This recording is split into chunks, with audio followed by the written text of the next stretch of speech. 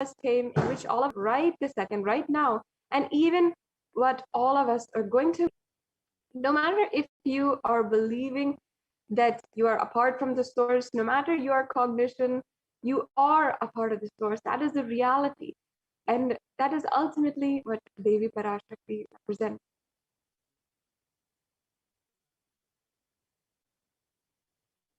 Out of her extreme love and compassion, Parashakti herself is manifesting the embodied form as Nijavatara of the Supreme Pontiff of Hinduism, Jagat Guru Mahasanidanam, His Divine Holiness, Bhagwan Nithyananda Paramashivam, gracing us, answering all of our questions, attending to our prayers, giving boons, healing us, revealing our past, present, and future, delivering profound spiritual truths, and ultimately giving us the experience of Paramashivoham itself.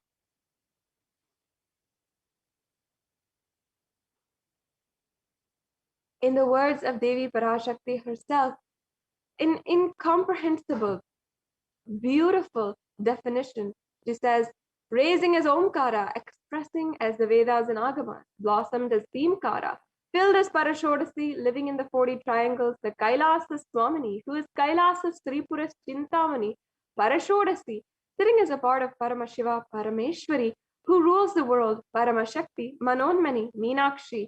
As Nithyananda, I took the Nijavatara here to give good boons to everyone. To bestow all goodness. Hiranya Garbha Swarupini, Brahmanda Yoni, Shami, Chandramouli, Rapala, Aparna, Uma Parvati, Savitri, Navayavana, Samrajya Lakshmi, Parameshwari, Parashodasi, Meenakshi. Taking the form of Nithyananda, I came here as Nijavatara. With great compassion, I am blessing. Listen, people, to do good to all of you, I took the form of Nithyananda and came down as Nijavatara. And Devi Parashakti continues.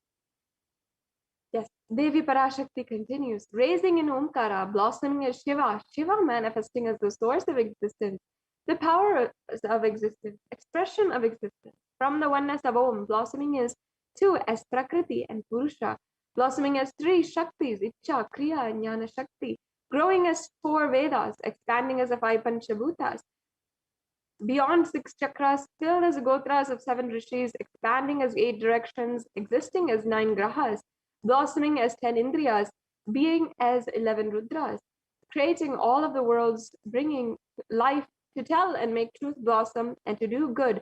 Parashodasi, Meenakshi, in the form of Nithyananda, I came to bless every one of you.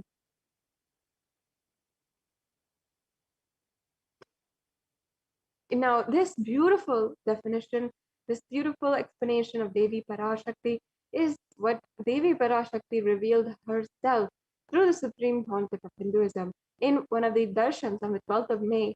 And after that, the Supreme Pontiff of Hinduism has given us a very unique, very beautiful way to receive Parashakti. Swami said, literally, you are seeing Paramashiva and Parashakti at that moment. She is there on your screen. So always receive her very traditionally. And whenever the divine you encounter, you're able to experience the divine, receive, keep a beautiful receiving space. And one of the best ways to do this is through just a ritual practice. And in Sanatana Hindu Dharma is filled with hundreds and hundreds of rituals that you can do. This offering of the tambulam is a very simple offering that you can do. You can just keep 2 betel leaf, 1 banana, 1 betel nut, and 1 coin in front of the screen. You just watch Devi. The coin is considered as a traditional dakshina in the Hindu tradition. It can be the lowest value. It can be 1 cent, a penny, or it can be 1 paise. It can be any amount. You can just offer that to Devi, and after the darshan is over, do namaskar and eat the banana betel leaf and the betel nut. Take it as prasadam immediately. Collect those coins and you can send it to Kailasa in Los Angeles if you're in the USA. And this betel leaf, the betel nut, may look too small. It might be something trivial that you might not take seriously right now. But in a few days, you'll see how much it adds to your sentiment. You'll see that you suddenly start to really feel that Devi Parashakti is there. And you will not take Devi Darshan for granted, which is something that we do not even know the consequences of. Rituals will break your monotonous unconscious mentality and lifestyle and remind you and raise you to the powerful cognition. It will break your unconscious behavior. And that is the reason behind all of our rituals in Sanatana Hindu Dharma. This is something that you can start to do wherever you are. And here we have a couple of examples of what you can use. And as it is available in your country, you can purchase these items and offer. The betel leaf and the betel nut sometimes might not be available, but you can always go to an Indian store nearby you, or you can see if you can source these yourself online, and you can purchase the betel nut and the betel leaf. And you can also just offer a coin, how much ever it is, to Devi Parashakti. And then you can also offer fruits. As you can see here, we also have a plate that is a traditional offering. Sometimes people will offer the red bangles, the glass bangles. They'll offer kumkum that we make to Devi Parashakti. And it is something very, very simple that that you can do as well. And you can just prepare this kind of plate. You can offer flowers, and you can keep it in front of your device when you have the darshan of Devi Parashakti, and you'll be able to see how deeply you connect to Devi Parashakti after you're just giving this simple offering to her. With this, it brings us to segment in today's program, and we will be moving on into the next segment of today's program, where we will be seeing, having a glimpse of what Devi Parashakti has revealed over the course of the last couple of months, where she has been manifesting continuously through the Supreme Pontiff of Hinduism, intensely and answering our prayers, guiding us, revealing the past, present, and future, and has given us so many different breakthroughs in our life. Sharings have been coming in from across the world in different languages, from people who are all over the world, continuously pouring out their love for Devi Parashakti and sharing how much she has transformed each and every one of us. So, without further delay, we'll be going on into the next segments of today's program, and we'll be understanding a glimpse into what Devi Parashakti has revealed over the last couple of months.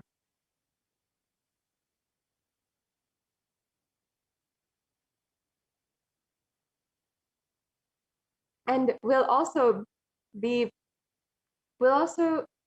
be understanding today what Devi Parashakti revealed as 8 different ways in order to prevent and in order to keep yourself absolutely secure from the ongoing COVID coronavirus pandemic. We have several ways that no matter what,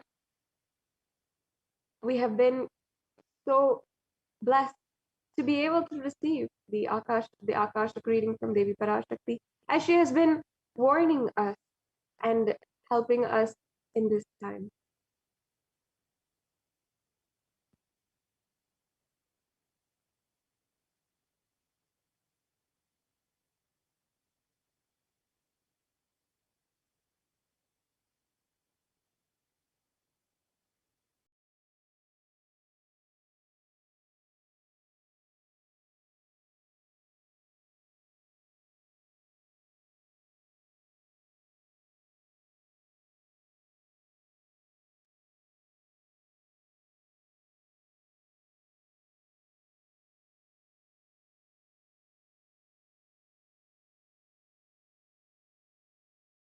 Parashodasi Meenakshi, Parameshwari Meenakshi, Parashakti Meenakshi, இங்கு எழுந்து அருளினோம் எல்லோர்க்கும் ஞானமும் தன்மையும் தந்திட நன்மையெல்லாம் அளித்திட நாமே வந்தோம் இங்கு. கைலாசத்தின் சுவாமினியாய் பரமசிவன் கிரகத்திருந்து நம் அனுக்கிரகத்தினால் நித்யானந்தன் விக்கிரகமாய் மலர்ந்தோம். உங்கள் எல்லோருக்கும் நல்லதைச் செய்திட, நன்மையைச் சொல்லிட, தர்மார்த்த காம மோக்ஷம் எனும் புருஷாய் மலர்ந்திட வந்தேன் இங்கு. மாந்தர்கள் கொடுந்தொற்று கொரோனா கண்டு அஞ்ச வேண்டாம். 8 வழியின் மூலமாகவும் எண்ணத்தில் தியானித்து பிரார்த்தித்தல் ஒன்று, சமூக வலைதளங்கள் மூலமாய் என்னை சரணடைதல் 2, எங்கெல்லாம் என் மகமாய் வடிவத்தில் நான் குடிகொண்டிருக்கின்றேனோ அங்கெல்லாம் பூமிதித்து என்னை வழிபடுவது 3, நெஞ்சில் மஞ்சள் தடவி வேப்பம் சாரருந்தி தினந்தோறும் என்னை தியானிப்பது 4, நிர்விகல்ப நிலையிருந்து நித்யானந்தத்தை நிறைத்து உயிர்வது 5, சிவ சிவ சிவ எனும் பிரபஞ்ச பெரும் நாதத்தை அஜபா ஜபமாய் நிகழ்த்தல் 6, நிறைவான பூரண மனத்தோடு வாழைப்பழத்தோலும் வெங்காயமும் குதிகாலில் வைத்து பத்திட்டு நித்திரையில் அடங்குவது 7, பூரணமாய் பரிபூரணமாய் அருணாச்சல ஸ்மரணையில் நினைப்பும் மறப்பும் அருந்த உணர்வு ஸ்மரணையில் அகம் அகம் என ஸ்புரிக்கும் அருணாச்சல ஸ்மரணையில் ஆனந்த ஸ்புரணத்தில் இருப்பது 8 எனும் 8 முறையிலும் என எண்ணியோர் அத்துணை பேருக்கும் இல்லை கொரோனா கொடுந்தொற்றின் தாக்கமும் கொரோனா கொடுந்தொற்றின் பயமும் கொரோனா கொடுந்தொற்றின் மயக்கமும் வாழ்வீர்கள் வளத்தொடு நல் ஞானம் யோகத்தொடு நாமே நிம்மோடு நானே நீயாய் நீயே நானாய் நல்வாழ்வு வாழ்வீர்கள். 8இல் 1 செய்தாலும் கொரோனா உங்களை எட்டவிடாது காப்பு.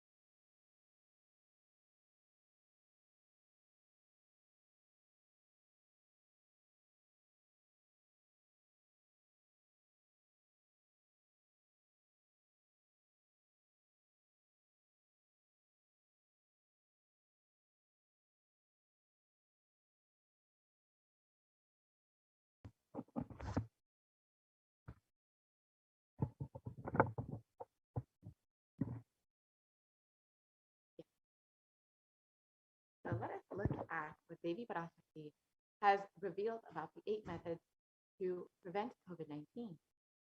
Oh, humans, don't be scared of the deadly infection corona. Through these 8 ways, praying and meditating on me, surrendering to me through social media, wherever I am residing, worshiping me by doing the fire walking, applying turmeric in the chest, drinking neem juice, and meditating on me every day, being in the unclutched state, filling with eternal bliss. Ajba, the cosmic sound, Shiva, Shiva, Shiva, with complete mind, applying banana peel and onion in the fields and going to sleep, and being in the state beyond any remembrance or forgetting, in the Arunachala Spurana that blossoms as aham, aham, and the state of Ananda Spurana. Everyone who thinks on me through these 8 ways, they will not have effects of corona. They don't have fear and delusion of corona. You will live with prosperity, with wisdom and fortune. Me with you, you as me as you.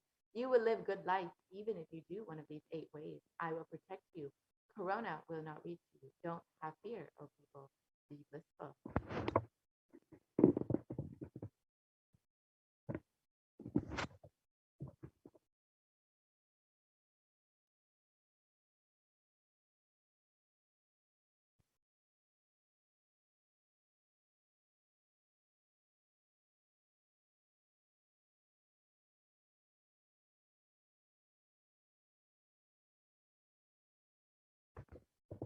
So now let us look at each of these 8 methods and understand the benefits and science behind each method.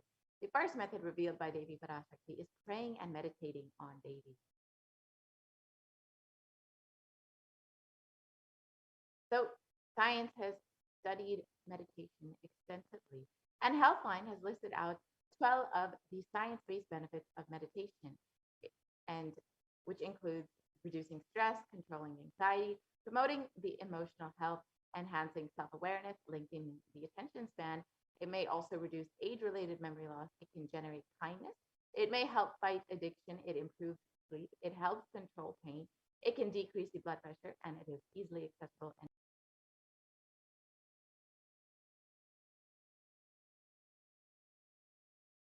And the Department of Health and Human Services in the U.S. has studied meditation and has found that it has a direct impact on both our physical as well as our mental health.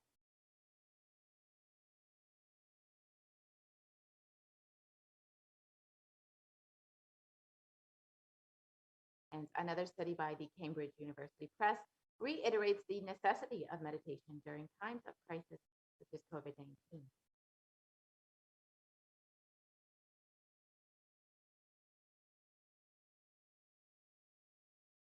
And a study published by Everyday Health has stated how prayer and spirituality protects emotional health by offering a bigger sense of purpose, by providing social support, by lifting the spirit, by helping you cope with difficulties. And according to a September 2015 report published in Health Psychology, it was found that when researchers followed 191 people with congestive heart failure for 5 years, they found that those who reported feeling spiritual peace and who also made some healthy lifestyle changes were significantly more likely to live longer than their peers. And people with major depressive disorder or chronic medical illness who report high levels of religiosity, which includes daily religious experiences, generally become more optimistic than their peers. And it was this found in a study published in July 2015 in Depression and Anxiety. So now let us understand what the avatar himself has revealed about the benefits of meditation directly demonstrated on his own.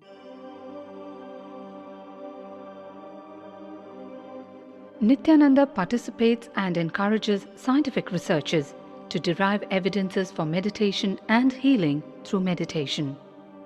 Dr. R. Murli Krishna, President, COO, Integris Mental Health and James L. Hall Jr., Center for Mind, Body and Spirit, Oklahoma in US, and his team invited Nithyananda to derive scientific evidences for meditation and the state of his enlightenment.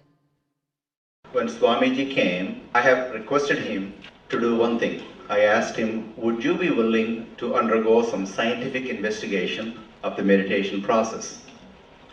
He very cheerfully agreed without one complaint. He went for 3 repeat sessions for PET scanning and 3 repeat sessions for quantitative EEG sessions. And these are really not very easy tests to go through. It requires a lot of patience and a lot of willingness to do that. So we did that.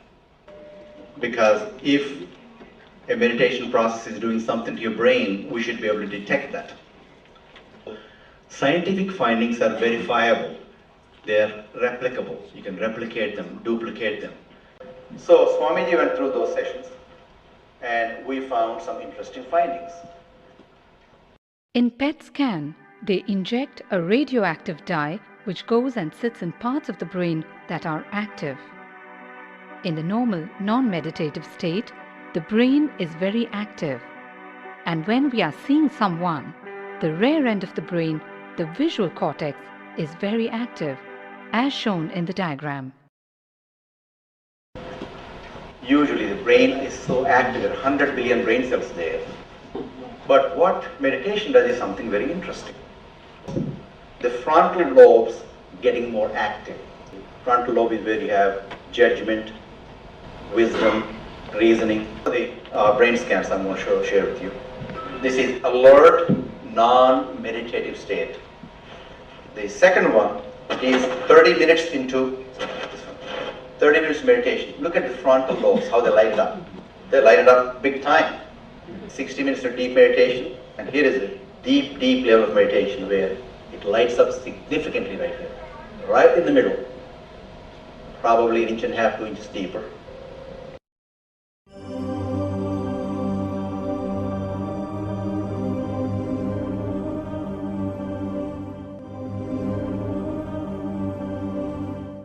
What's interesting was, Swami was inside, and that's the last part of that one. See that light right here? So what's interesting was, I've never seen that before in my life, so the other parts I've seen may not be to the extent that Swamiji showed, but this is something interesting. There is something called dopamine, which is a chemical our brain is involved in. Dopamine is produced most, and when you have any pleasurable feeling in your body, it is mediated through dopamine. It's a neuroreceptor. It's a chemical that transmits messages of pleasure. Basically, evoke. The same thing is with visual pleasures you have. Beautiful people, beautiful sceneries, nature, whatever gives you pleasure. It's mediated through dopamine. Everything that human being experiences involves dopamine. But what's interesting is that you and I have the potential to create our own dopamine in a big way. So I named it, for lack of a word in the past, the D spot, which is the dopamine spot. If you can discover your D spot, you got it made in life. The D really stands for divine spot. The D also stands for delight, and the dopamine spot. What's also interesting is that he could, at will, go in and out of those states. Those are some of the findings I want to share with you. There's so much more talk about physiology of mind and brain and the body. It's a fascinating field that, this is something that all human beings can relate to, can apply in our own lives. Not only a sophisticated knowledge, but these things have application in daily life for all of us.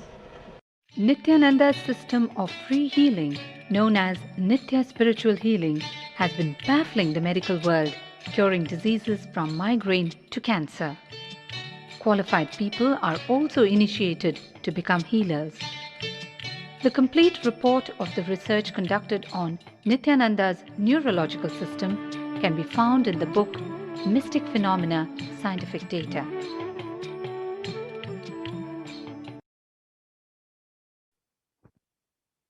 Yes, now that we have understood about meditation and the impact of meditation, let us now look at the practice of prayer and how prayer is the best stress buster as revealed by the Supreme Concept of Hinduism.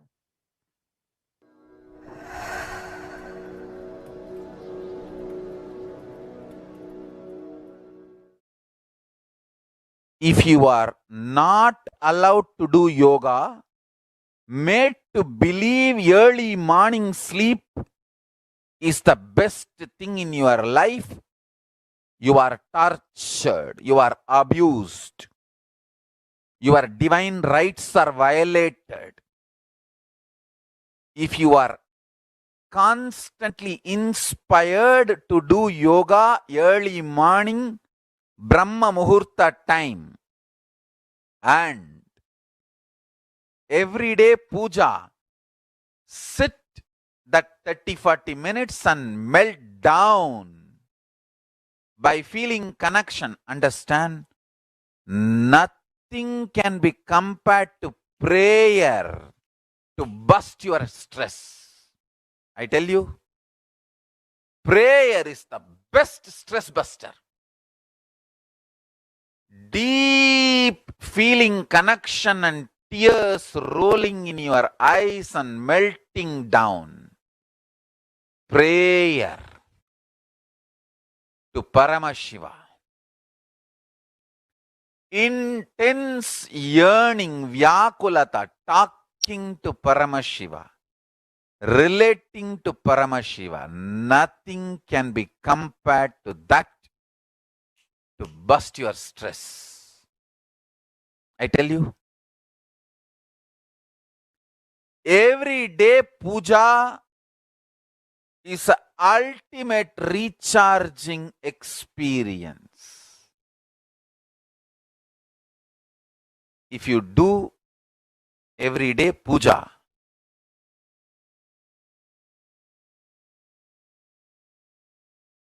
the kind of the stress-free life you will live, your whole biological clock will be aligned to Kailasa. I tell you, I have seen the people who have the habit of Nitya Puja live long. Not just long, happy.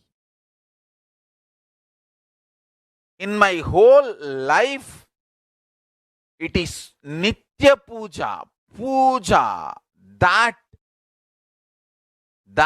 gave me all the best things of life. Everyday puja,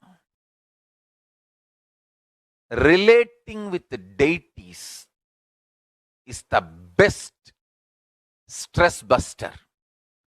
Touch the deities, do decoration, dress up. Even now, my best time of the day is when I sit with my deities. When I sit with my deities, dress up the deities, jewel them, spend time with them, talk to them, intensely pray, deeply connect and pray. Understand? Do not know the power of Archavatara. God landing in physical deity form. Never underestimate the power of Archavatara. The Archavatara is equivalent to living avatara.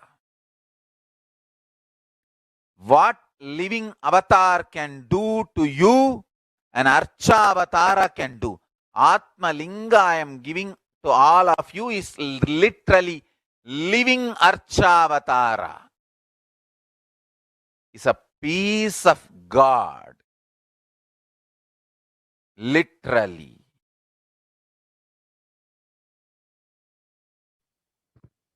Yes. Now let us look at the next method to protect yourself from COVID-19 as revealed by Devi Parashakti.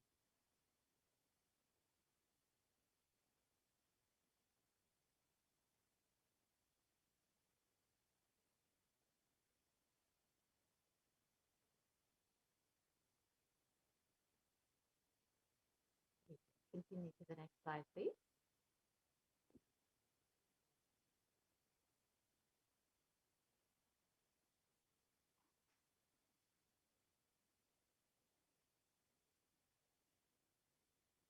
The next method to protect yourself from COVID-19 is surrendering to me, Devi Parashakti, through social media.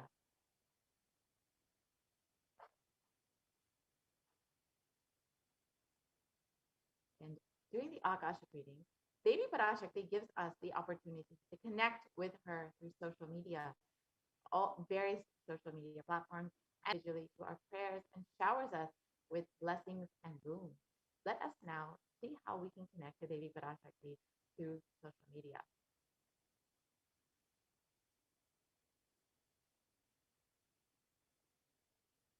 So the first way to connect with Devi is through YouTube. So you can go ahead and join as a member of Kailasa's HDH Nithyananda YouTube channel. And you can go ahead, once you have joined as a member, you can ask your questions during the live Parashakti Akashic readings in the comment section.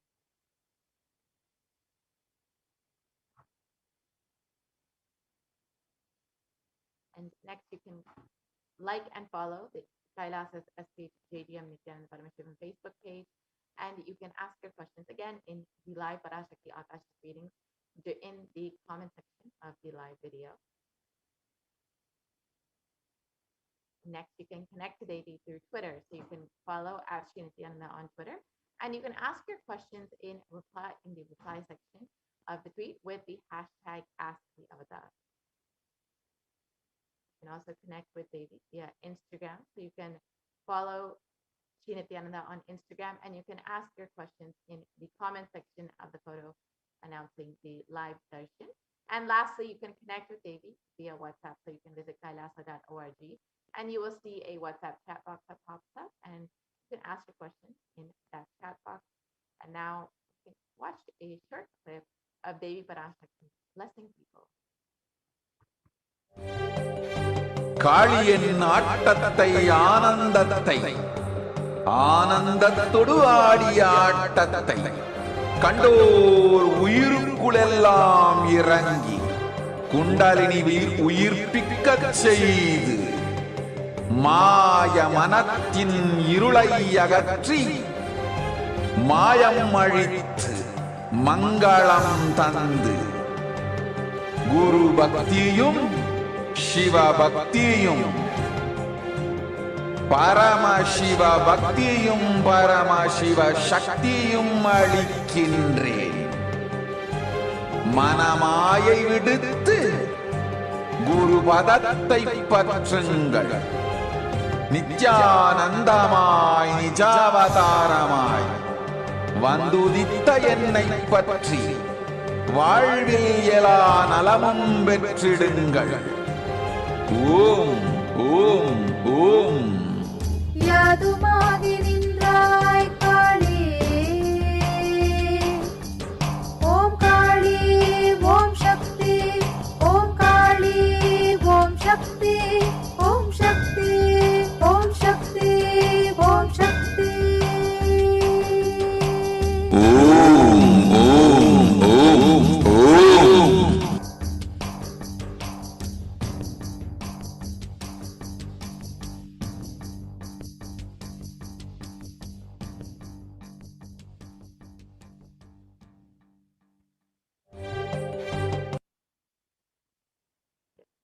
Devi revealed, wherever I am residing, worshiping me by doing the fire walking will protect you from COVID-19.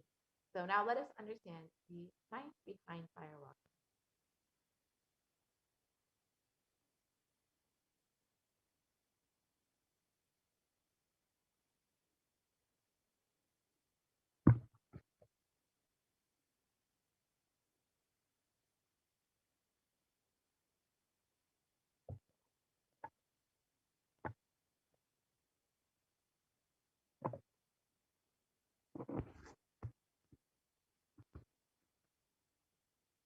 So the Supreme Concept of Hinduism has revealed that fire walking is an alchemy process, and it is, especially in the words of the Supreme Concept, that is done very traditionally, systematically. If you had even small blisters, and even if you did not have any blisters, you are protected. You can go back to the previous slide, please.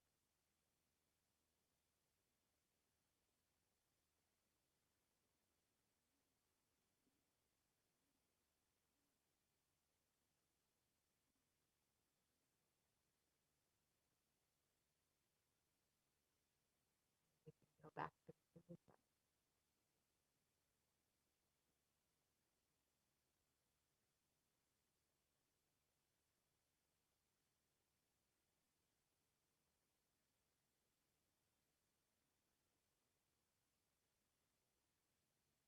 Sorry, we can go back to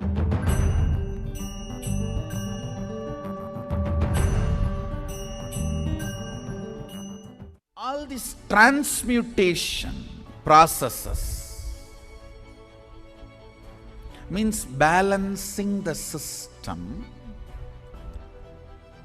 and awakening the whole consciousness to your whole body is what I call transmutation processes. Some parts of your body becomes insensitive to the existence because of the job it is doing, like a feet. Because of the continuous walking, it becomes insensitive. Your cheeks, how they are sensitive, they don't become they lose sensitivity to the reality. But for the complete Kundalini awakening, your whole body needs to be alive and experiencing the reality and ability to experience the higher consciousness. That is the reason we have the process of fireworking.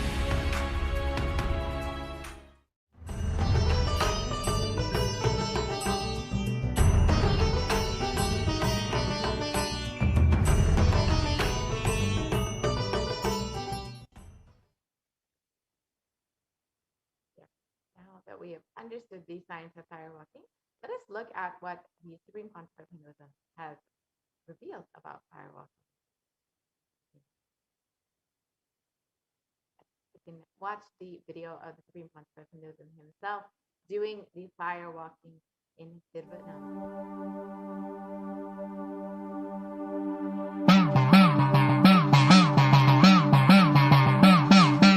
சத்தியம் காத்திடும் உத்தமத்தியே சத்குருவாய் வந்த நித்திய தாயே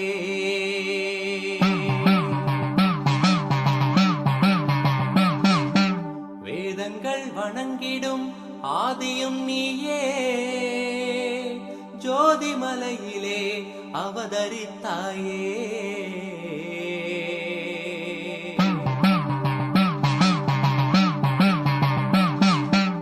அவனியை பேணும் ஞானமும் நீயே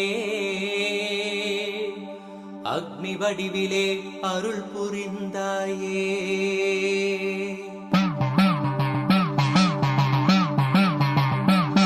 தீனிலே பிறந்தவளே நித்ய ஆனந்தத்தியே நித்யானந்தேஸ்வரி தீனிலே பிறந்தவளே நித்ய ஆனந்தத்தியே நித்யானந்தேஸ்வரி கர்மங்களை கொண்டிட வந்தாய் நித்யானந்த தர்ம மண்ணில் வென்றிட வந்தாய் கர்மங்களை கொண்டிட வந்தாய் நித்யானந்த தர்ம மண்ணில் வென்றிட வந்தாய் தீயினிலே பிறந்தவளே நித்ய ஆனந்தத்தியே நித்யானந்தேஸ்வரி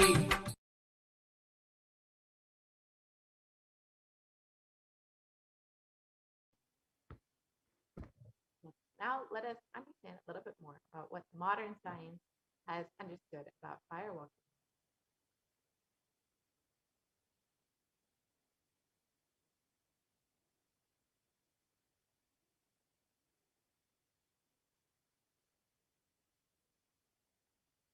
A study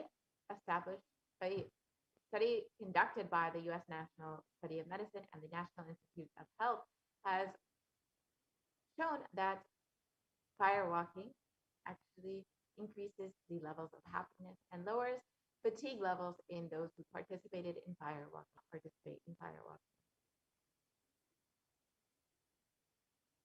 So now let us look at the next method revealed by Devi Parashakti, applying turmeric on the chest, drinking neem juice, and meditating on Devi Parashakti every day. So first, let us watch what the Supreme Concept of Hinduism himself has revealed as the benefits of drinking neem juice.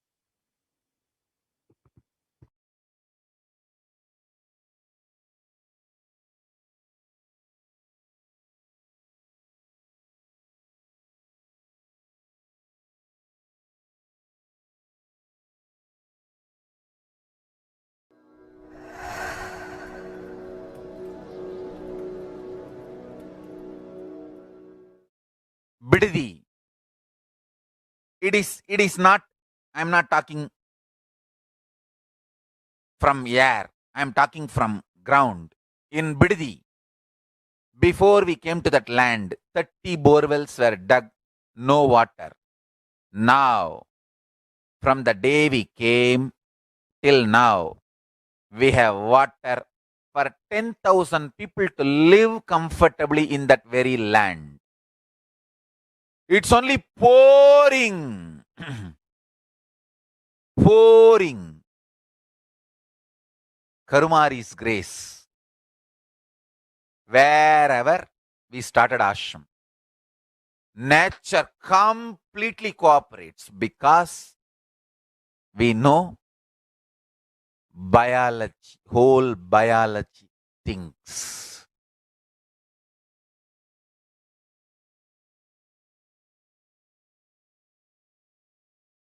If you are having bitter relationships in your life, just start drinking bitter neem juice every morning.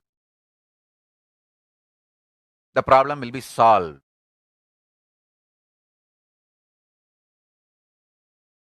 Understand, if you are irritated, even if you don't react, even if you don't talk to people, you release that kind of vibes.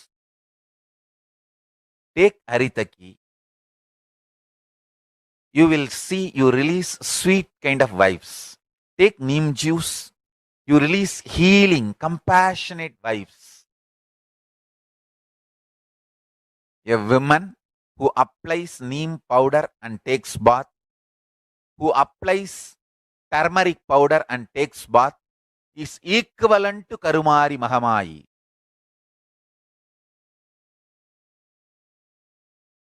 That neem paste and turmeric powder, if a woman takes bath with that, she is equivalent to Mahamayi. She is embodiment of Karumari because she will be manifests of Karumari. I sincerely recommend people start doing all these activities like applying neem paste and taking bath, applying haritaki bow, applying turmeric powder and taking bath, applying basma and taking bath, especially for men, basma, for women, neem paste and turmeric paste. All four can be used by both all genders. That is different. If you want specific, I'll recommend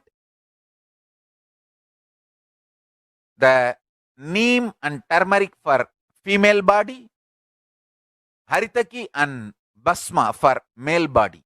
Understand, your whole biology things.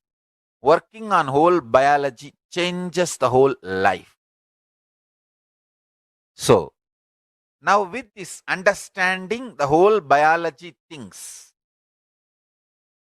think Mahavagya. This is Ajapa Ajapa. Think Mahavagya. With the understanding your whole biology thinks. Om Nithyananda Paramashivoham. Blessings to all of you. Start manifesting powers. Now,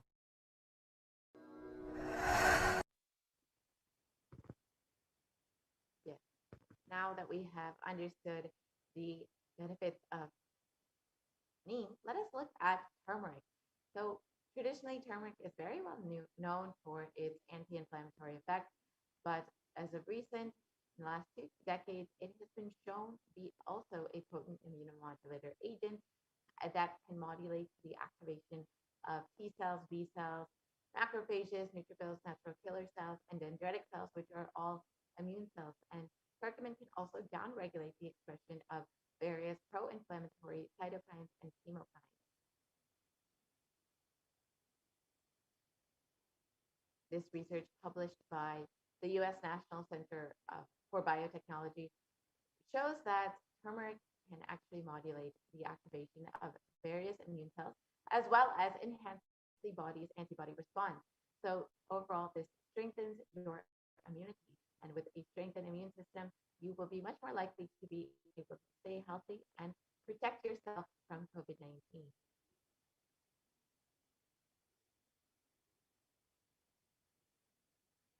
And in India.com, it was also published that neem can help you in the fight against coronavirus.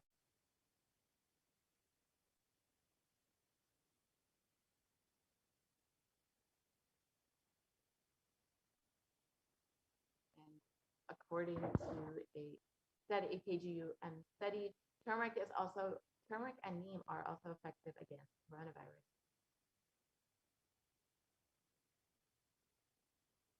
Now let us look at the next method with complete mind, applying banana peel and onion in the heels and going to sleep. So again, this is a very simple method. You can just put the onion in the heel or banana peel in the heel, and you can put a sock over it and go to sleep. And this will completely detoxify your entire body and protect you from COVID-19.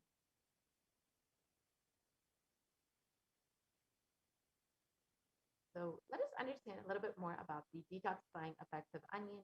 In Medical Daily, it was published that onion actually contains a high amount of sulfur compounds, which not only give onion their recognizable smell, but are also powerful detoxifying agents. And 100 sulfur-containing compounds, which are what cause the eyes to tear, onion can help prevent and treat ailments from diabetes to heart disease.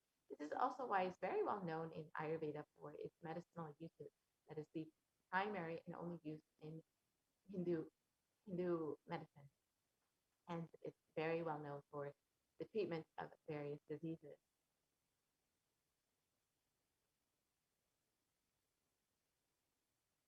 And a review published by the Journal of Phytotherapy has also spoken on the detoxifying effects of onion.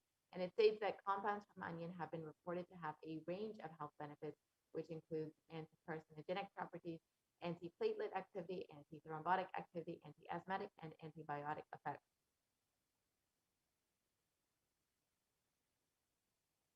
So now let us look at the next method revealed by Devi Parashakti, being in the unclutched state, filling with eternal bliss. So first, let us understand the science of unclutching as revealed by the Supreme Pontific Hinduism.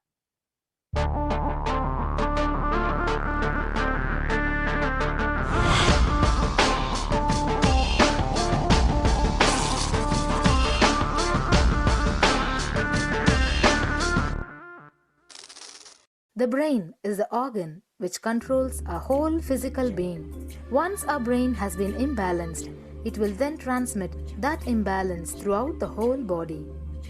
Thought forms are pure energy that have the ability to influence people and everyday events in life. According to science, our brains generate an electromagnetic field which may be measured by such instruments as an encephalograph. This electromagnetic field is generated by the brain every time we think, and as our mind is never still, we may be compared to virtual power generators. Fear produces nervous disorders. Anger produces headaches and violence. Confused thoughts produce congestion and ill health. Depression causes cancer, tumors, mental diseases, and lowering of the immune system, causing death through own willpower. Our thoughts generate intricate energy patterns which can be detected by sensitive equipment and seen by clairvoyant individuals. These energy patterns are known as thought forms. Surprisingly, thought forms are shaped by the thoughts themselves. Each of us creates hundreds of thought forms every hour and release them into the environment. Although we cannot see them, the thought forms have as real an existence as any other form of energy. Most people can sense others' thought forms, and a continuous energetic exchange happens between people, about which we are usually unaware. This also explains why we sometimes take a sudden liking or dislike to a certain person directly on meeting them. We just catch their vibes. Unclutching is a guide for equanimity and enlightenment. Thoughts are like bubbles in a fish tank. Just as bubbles in a fish tank rise from the bottom, our thoughts also rise in the same manner. When one bubble comes to the water, the next bubble starts and the third bubble starts. Because the bubbles are rising at high speed, they look like a continuous stream. But our mind is not a continuous stream. There is always a gap between two thoughts. Like the bubbles, we also experience a neutral space between two thoughts. This neutral space between two thoughts is our original state, the pure silence. It is a state of pure consciousness, the state of God. Since the gap or the neutral space between two thoughts is too small, we think all thoughts are connected and form a shaft. But there is always a gap between two thoughts. In the forest of northern India, the hunters trap the birds using a trap. They tie a rope between two trees. The rope is the shaft that we create by connecting two thoughts. In the middle of the rope, they secure a wooden stick. The stick is our mind. The rope is tied at the midpoint of the stick. When a bird comes and sits on the stick, the bird's own weight turns the whole stick upside down. It turns topsy-turvy. The moment it turns upside down and loses its sense of balance, it feels totally shaken and tightens its grip on the stick. It simply holds onto the stick as if its life depends on it. Similarly, we connect thoughts and form a shaft out of it and live in the fear that if we drop our mind, we might be lost. We might lose our identity. Because it is hanging upside down, it thinks, if I unclutch from this stick, I will fall and die. It's similar to the fear that if we start trusting that we are unconnected, unclutched, independent and illogical thoughts, we might be lost. If the bird lets go and relaxes, it may flutter to balance for a moment or two. When it leaves the stick, maybe for a few seconds, it will fall, but then it will adjust itself and start flying. In the same way, we hold on to whatever we think is our identity and security, our education, our mind, our life, our relationships, or our bank balance. Ultimately comes to remove the stick that is our identity. Just like the bird, we don't realize that if we drop our mind, at that moment we can become a Paramahamsa. That very moment we can be liberated.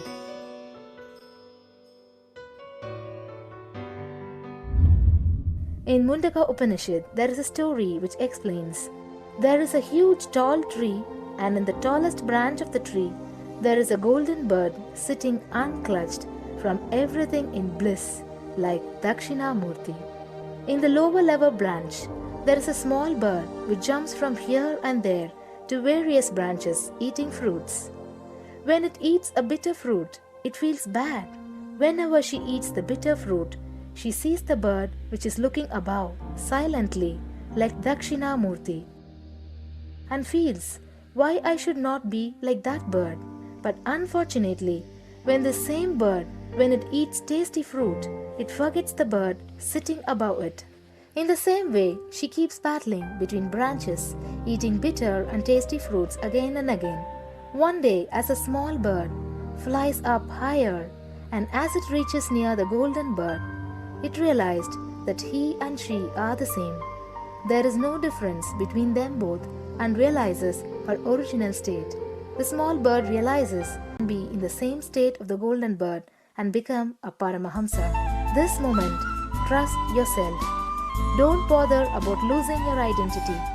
Just trust yourself and let go of your identity. You will immediately become a Paramahamsa and be liberated.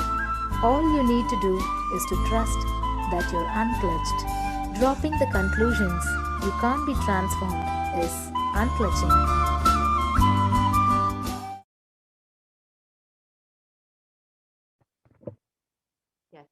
we have understood the signs of unclutching, let us also take a few moments in our day to practice this beautiful science. So whenever you have a few minutes in your day, you can just spend a few minutes experiencing this space of unclutching. You can sit with your head, neck, and spine in straight line, have your eyes closed, and chant the Mahavakya intensely. Do not engage with any thoughts. Purely let the space of unclutching manifest in you. Chant the Mahavakya. Om Nithyananda Paramashivoham. So now, you can go ahead and space. And once you've done that, you can also visit kailasa.tv/minutes for peace and sign up your minutes for peace. You can spend as many minutes as you would like or as little as you would like and go ahead and experience this space of unclutching. And it will not only protect you from COVID-19, it will help you manifest whatever you want in your life. So now let us look at the next method, doing the Ajaba Ajaba of the cosmic sound, Shiva, Shiva, Shiva. And a study conducted by the U.S. National Library of Medicine on the benefits of chanting clearly has established how chanting the Ajaba Ajaba has a direct and positive benefit for the physical and mental well-being. The study correlates the chanting of the Ajaba Ajaba to the vagus nerve stimulation, which is used as a treatment for depression and epilepsy.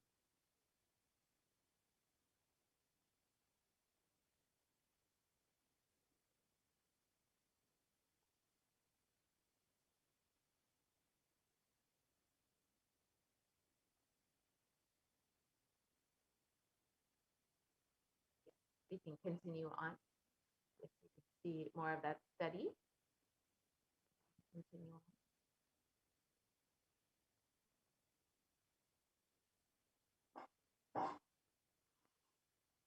Yes, we can continue on to the next slide. So another study conducted by Dr. Masaru Emoto establishes that human intentions, words, or thoughts can actually change the molecular structural formation in water. This interesting research clearly depicts how when water is exposed to positive sound vibrations, like and how the molecular formation of the water changes into a very pleasant formation, whereas negative sound vibrations or words can actually disfigure or distort the water molecular formation. And in the next slide, we can see how the water actually reacts to positive sound vibrations versus negative sound vibrations. So here in the top, you can see how water reacts when positive sound vibrations like words like compassion, thank you, wisdom are used, how water turns into these beautiful snowflake-like structures, the molecular formation of water, whereas when exposed to negative sound vibrations, words like I will kill you, you fool, or heavy metal music, the water molecule becomes completely disintegrated, disformed, disfigured. And you can imagine what happens inside of your own body, which is composed up to 60% water when you're chanting the Ajabajaba, the cosmic sound, Shiva, Shiva, Shiva, the sacred mantra. And when you are practicing the Ajabajaba or you are practicing you can sign up your minutes for peace at kailasa.tv/minutes for peace. And the Supreme Council of Hinduism has revealed if 10,000 people, sorry, we can go back to the previous slide, please.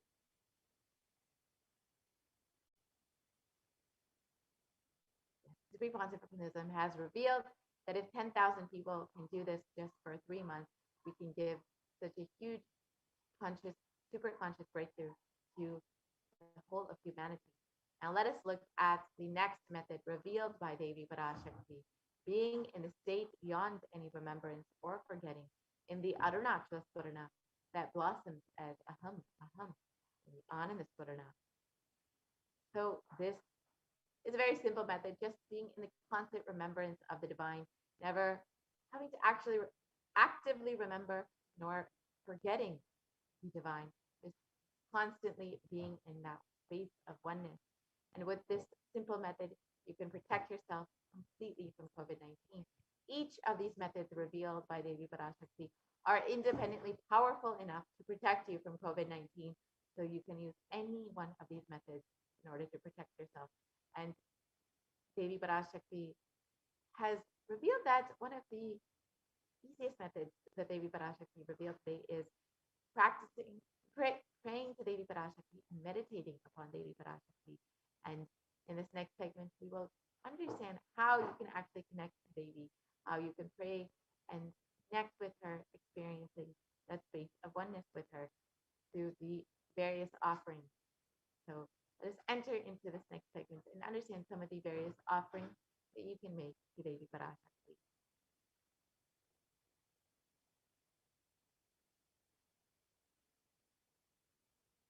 And recently, Bhagavan Sundareshwara has revealed that when you have the intention to make an offering, it is just purely the grace of the divine in your life that you are even having this intention, because only with the divine grace will you even intention, and you are being given this intention by the divine, by Swamiji, because the divine is ready to shower upon you and is ready to bless you and impart his grace upon you. And only with that will you have the intention. So when you are having the intention to make an offering, it is just purely a blessing from. So now let us enter into this offering segment and understand some of the various offerings that you can make to Devi Parashakti.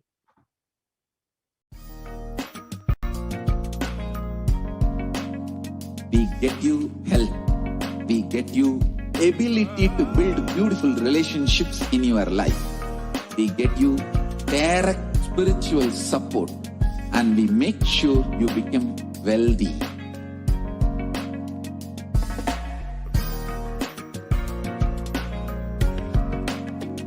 We won't stop giving you just good life.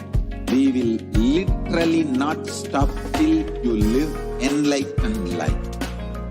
Manifesting the state of Paramashiva, space of Paramashiva, powers of Paramashiva, being of Paramashiva.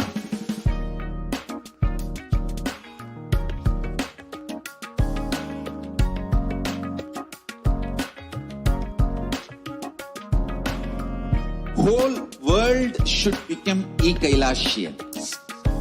I want the whole world to know Hindus have something great to contribute to the world.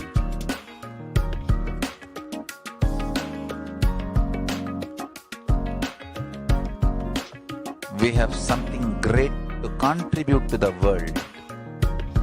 Let us do that.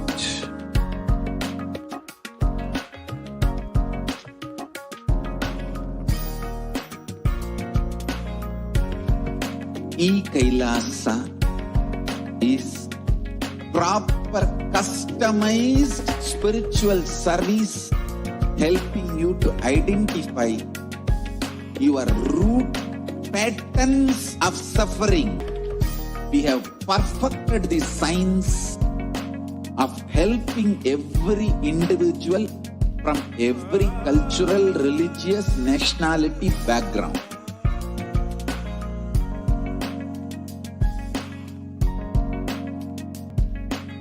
You will have lowest reactionary assumptions, highest awakened response, alive response for life continuously.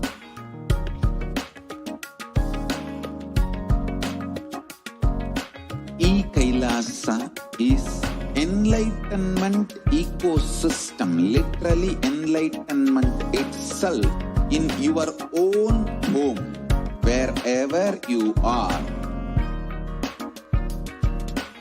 Proper customized spiritual service helping you to complete with your life negativity. Withdrawal from life, self-hatred, self-denial, self-doubt, so much of tiredness, laziness. We can support you aligning your diet, your attitude, your aptitude, your understanding about life. We can help you with everything.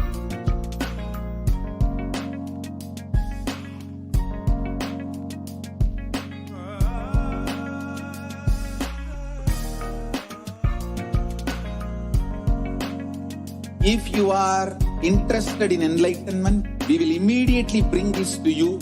If you are not interested, we will explain the whole science, inspire you and make you interested in enlightenment science.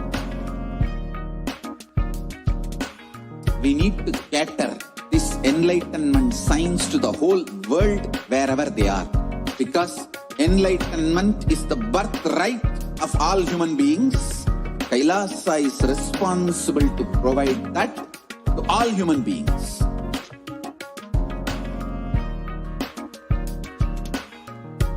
Kailasa is the totality of the knowledge I received from my gurus and practice manifested in my life, perfected by teaching millions of people from all cultures, time zones, backgrounds, gender, nationality, race, from every creed.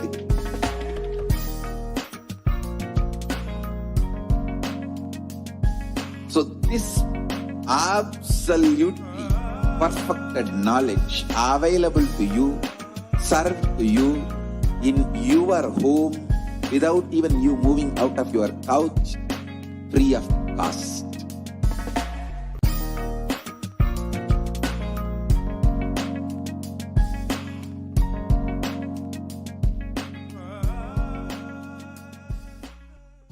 Just be alive for next 3 years. Don't die within next 3 years.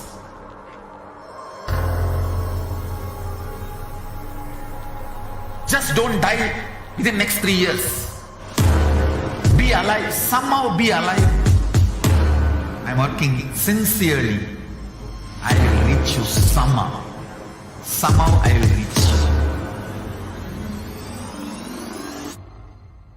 It's my commitment to humanity.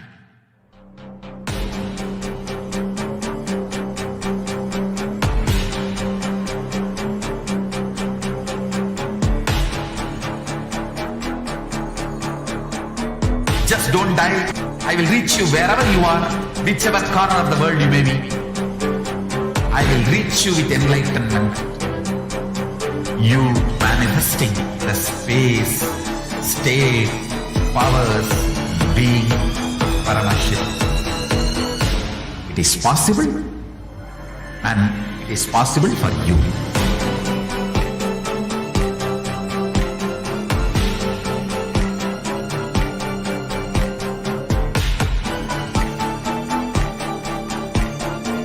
Paramashivoham will reach you with enlightenment science. I know he is going to do the job. Just be alive for next 3 years. Nothing else. What I mean by the word e-Kailasa, listen intensely. Enlightenment ecosystem, literal enlightenment itself in your own home, wherever you are. If you cannot come to Kailasa, it's okay. Kailasa can come to you. Kailasa coming to you is e-Kailasa.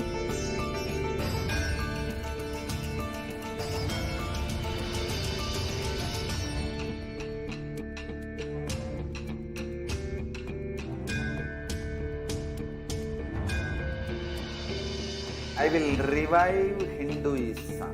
I am a Hindu revivalist, not by any revolution, but by evolution.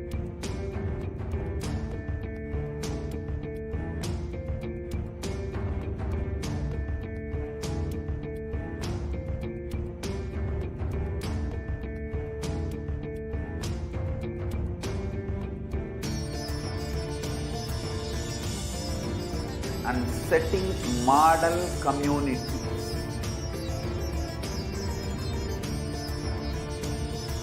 Kailasas, enlightenment ecosystems, Sarvanya Peethas all over the world.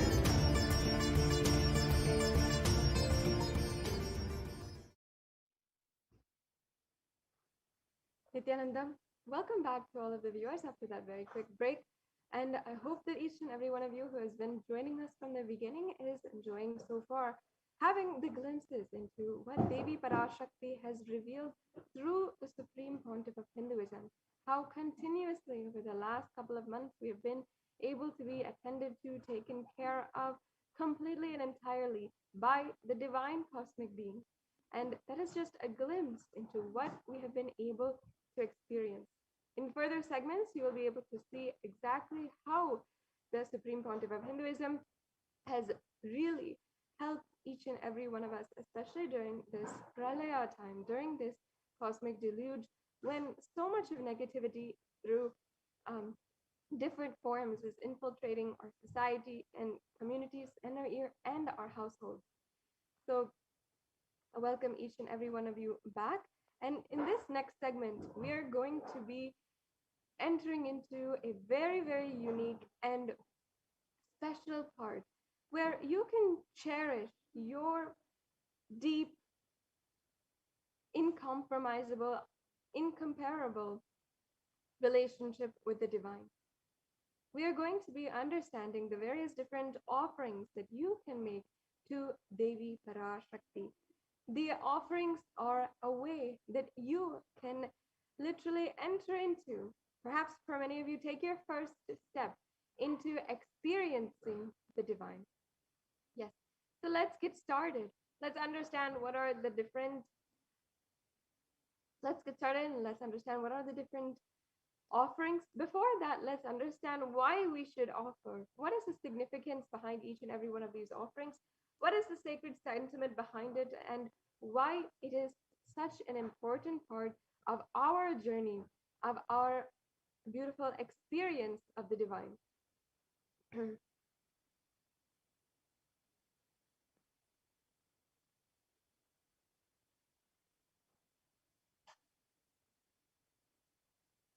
Each and every one of these offerings help us experience a higher aspect, a deeper part of our own relationship. This is an introduction. Whole program is an introduction that you have for you, the deeper parts of you, the higher reality of you. So just making an offering, offering these rituals are such an important way for you to be able to experience higher and deeper into your relationship with your highest reality, Devi Parashakti. Yes, we can go on and move on.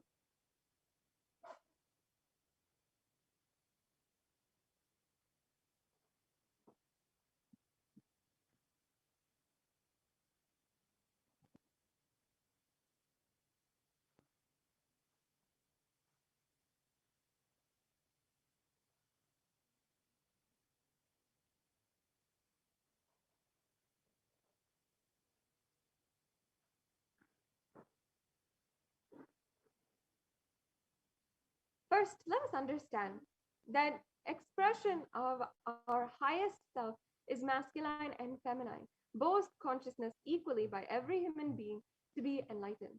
And until that moment, only the masculine energy expresses more than the dimension, irrespective of male and female physical bodies.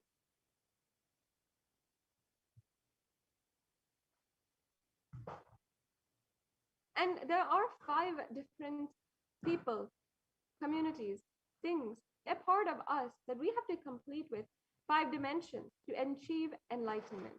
One is sisters, second is the Kula Devatas, third is our parents, the fourth is nature, and the fifth is Guru.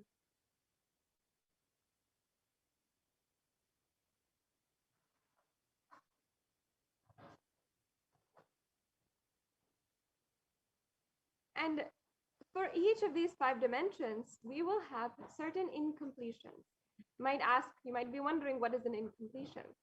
Incompletions are life negative and adharmic cognitions that leads to misconstrued karana and karya, further leading to suffering and pain in individual levels and as well as the personal, as well as the global community levels. In essence, whatever incompletions we have inside of us, whatever we experience as a hindrance that is stopping us from expressing our truest self inside of us, that will be magnified into the macrocosm. That will be something that we see outside of us and in our global community levels. So understand that being sensitive is being aware in gratitude to life and everything from the air we breathe, the place that you sit, energy to feel that you exist, energy to celebrate that you exist, everything, being aware of each and every one of these is being in gratitude of each and every one of these.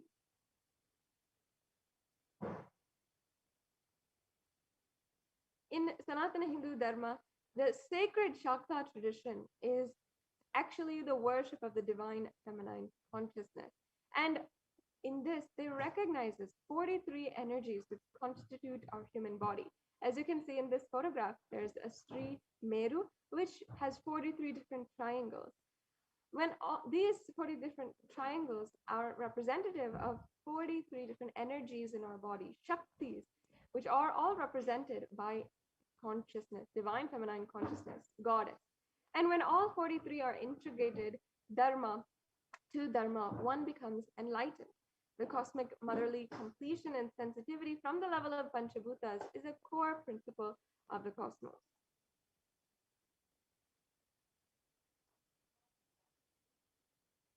And awakening the sacred feminine is a key to enlightenment. When awakened, the man expresses a sacred feminine consciousness, he becomes a great revered leader. When awakened in the divine sacred feminine, in a woman, she becomes Devi, manifesting and expressing the sacred Shakti, the powers.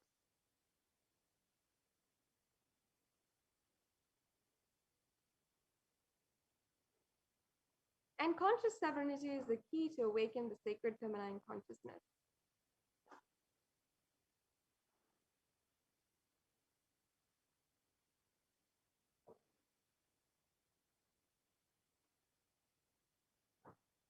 Out of millions of paths, the easiest and sweetest, most beautiful path to enlightenment is connecting with cosmos as the cosmic feminine consciousness.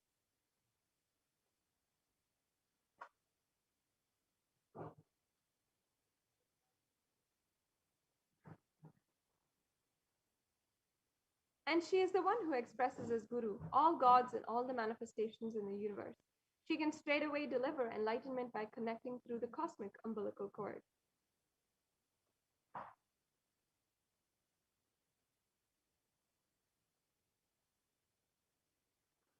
Offerings is not to benefit the divine, but to close our gap with the divine consciousness.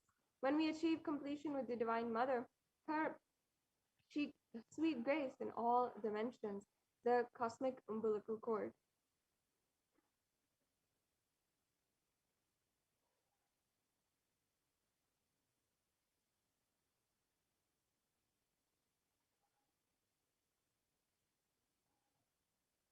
And when you're offering, understand that there's nothing too small or too big that you can offer to connect with the Divine Mother. It has to be from a space of love, of a child looking at her mother and handing her what it has to share with deep love and gratitude. It can be even a cup of milk or a flower. It can be a jewel to adorn her smiling face or hair.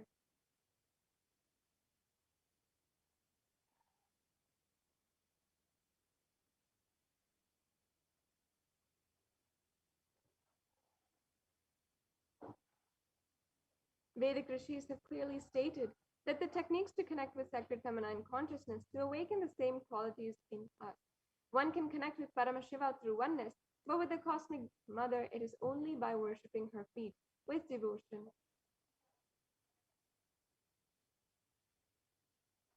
Mother worship is the most non-violent, most peace-centered, most healing, soothing, and sweetest path to enlightenment among all traditions on planet Earth. Worshipping includes contemplating, meditating through sacred offerings of mantras and oblations at her feet.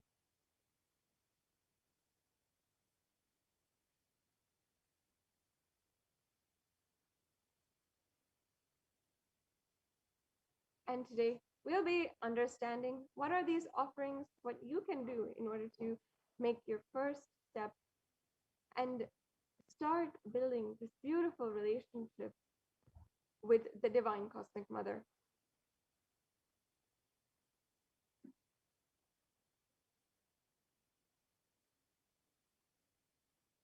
why divine feminine? It is because she is the ultimate. In so many different scriptures, there's reference to how Devi Parashakti is worshipped.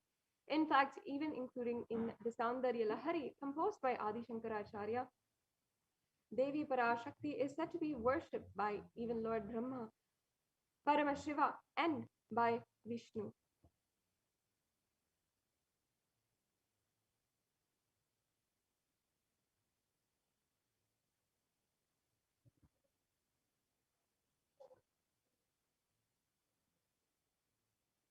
And here we have a extremely powerful verse from the Rudram, where it's talking on the ways that Devi Parashakti manifests as the being of all things in all existence.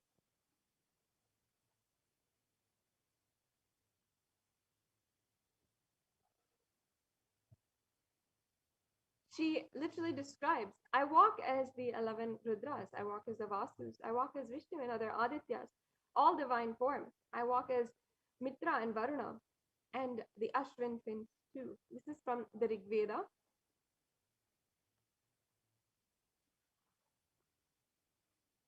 And she says, Ekadash Rudras, the Maharudra, Ashtavasus, Dvadasha, Adityas, Vishwadevata, all of them are in my retinue. I move around in various forms and with them as a part of my retinue, including Mitra, Varuna, Agni, and the Ashwini Devatas.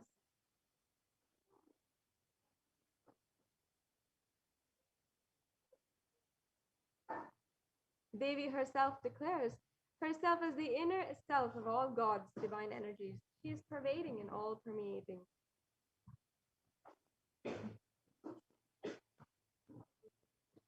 Now let us begin understanding the various different offerings to Devi Parashakti that you can make.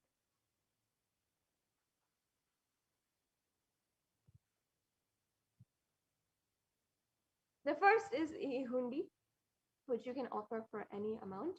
And there's a beautiful verse, once again from the Lalita Sahasranamam, which says, Bhakti Priya, Bhakti Gamya, Bhakti Vashyaya Paya Paha, Shambhavi Sharadaradya Sharvani Sharmadayini. And here in this verse, it is saying, Devi is fond of true devotion and is realized through true devotion. She can be worshipped through true devotion. This Ihundi offering is something that you can do out of your utmost devotion. And if there's any fear in the minds of a devotee, Devi is sure to remove that fear. It is stated that Devi likes to be worshipped in autumn. Here it is meant that autumn of our lives, when thoughts turn more and more inward, the role of the divine is known and understood clearly. The need for Devi worship becomes stronger. Here we have beautiful references to Devi, including Shambhavi as a consort of Lord Shiva. Sharadharadya means worship by Sharada or Saraswati, and so many others.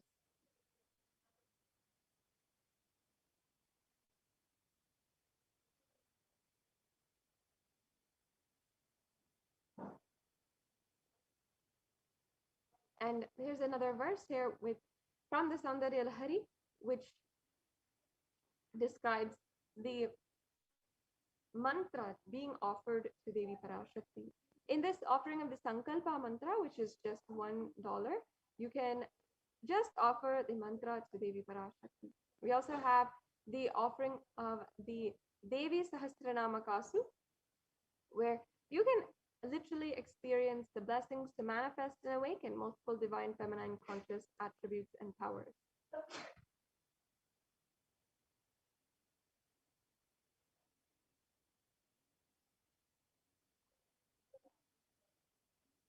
And next we have the Mukta Anguti.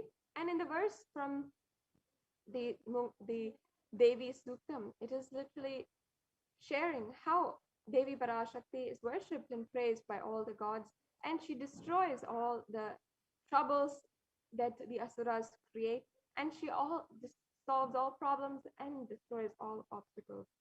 If you can literally offer this Mukta Anguti and manifest a pure space that can conquer all the dangers and fears that you might be able to face.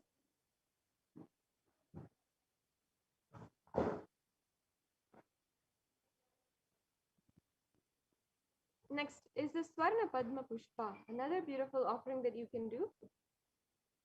And there's a beautiful verse, the Lakshmi Ashtaka, which I'll now chant. It says, Siddhi Buddhi Prade Devi Bhukti Mukti Pradayini Mantramurte Sada Devi Mahalakshmi Namostute.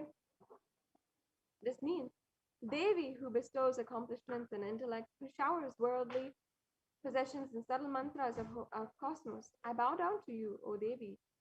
And you can offer this in order to have the blessings of Mahalakshmi and be blessed with so much of abundance in all relationships and in personal and business endeavors.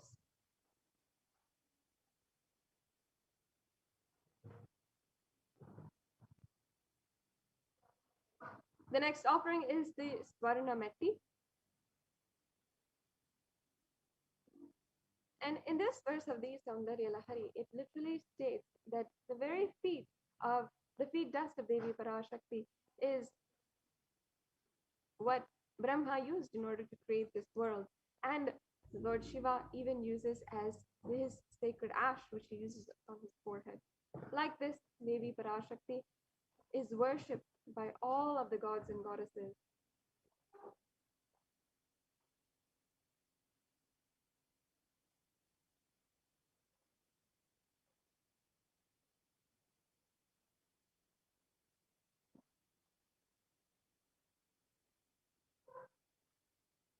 And you can offer this Swarnameti for blessings for a life of leadership qualities by offering worship to the divine lotus feet of Devi Parashakti, achieved even by worshipping the tiny grain of dust from her feet.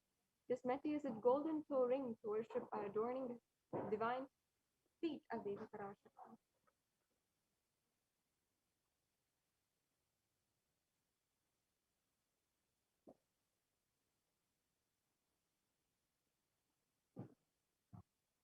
Next offering is the offering of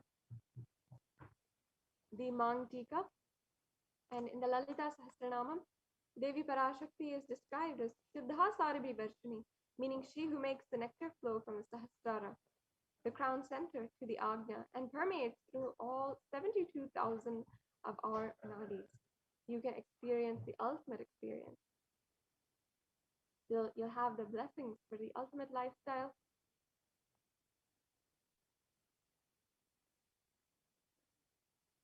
And next offering is the Pratyaksha Pada Puja. You can offer this offering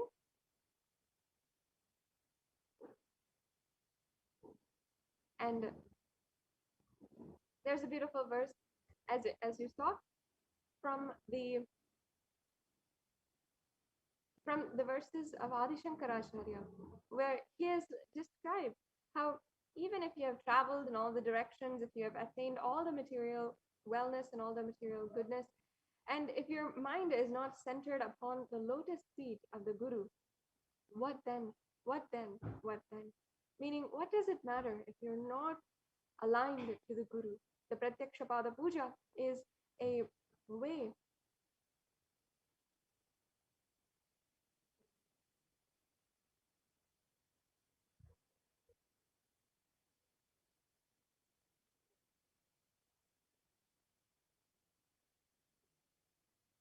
and the Pratyaksha Pada Puja is a way that Devi is Guru, and the feminine consciousness, the one beyond the idea of male and female. The most auspicious offering to Guru, dimension of Cosmic Mother, is offering a Pratyaksha Pada Puja, isn't it?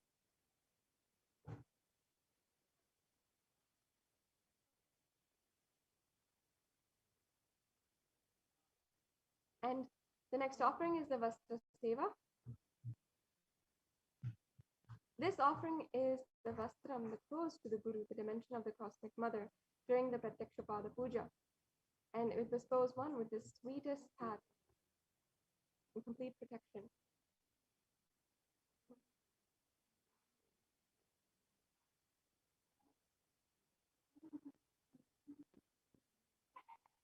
So we have a summary table for you here. The E-Hundi offering, which you can do for any amount. The Sankalpa offering, which is $1.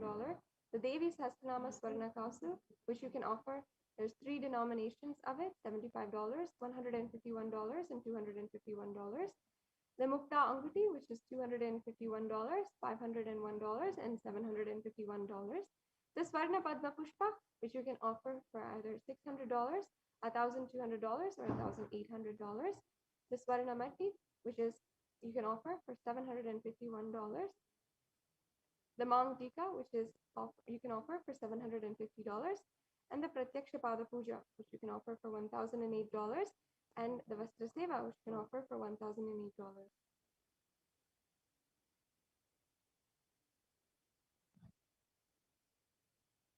So here you can see the payment gateway.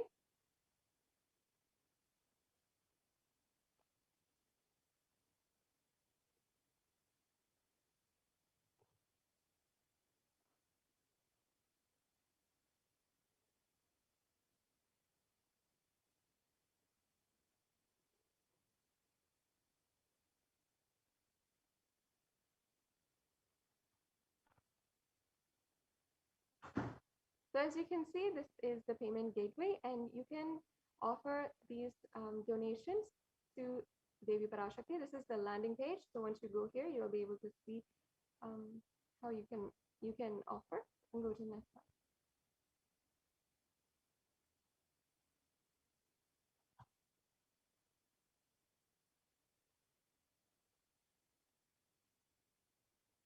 And you can select from the drop-down menu what you'd like to offer. Then add that to your cart, and you'll be able to see your cart and what all you can add. And here's the payment gateway. So you can fill out your details.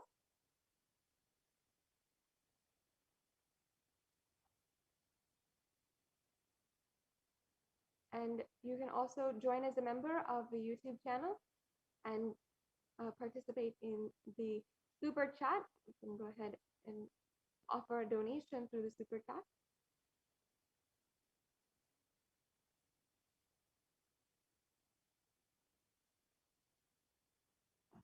And once you join as a member, you'll see this option. You can have several different options ahead of you: the bronze, silver, gold, platinum, or premium options. And you can join as a member.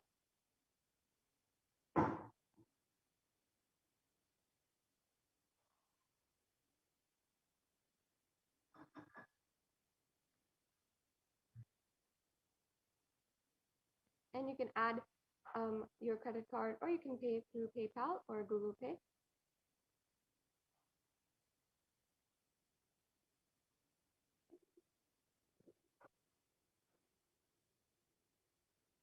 Once again, this is the link that you can offer it.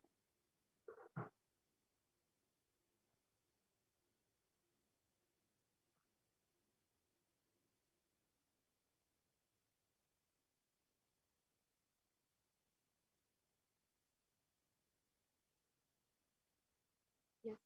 So now this brings us to a conclusion of this segment in today's program. And next, you'll be joined by the administrators of the Adi Kailas Sarvagna Peetham, and you will be able to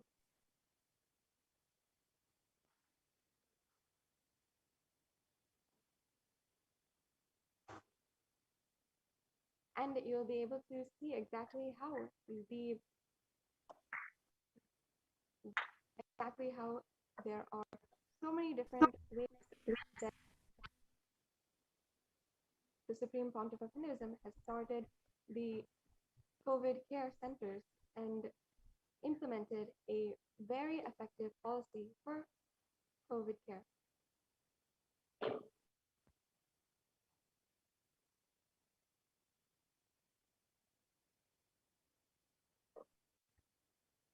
Thank you, Ma Sadashivapriya.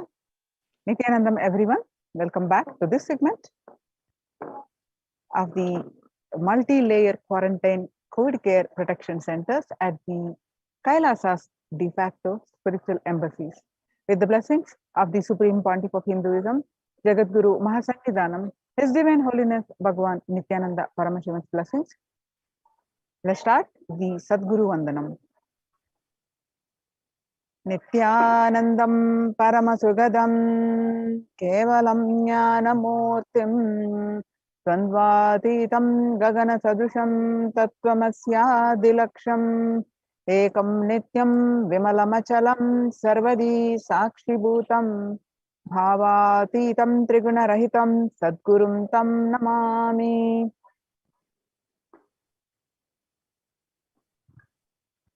So what we learn from this segment today?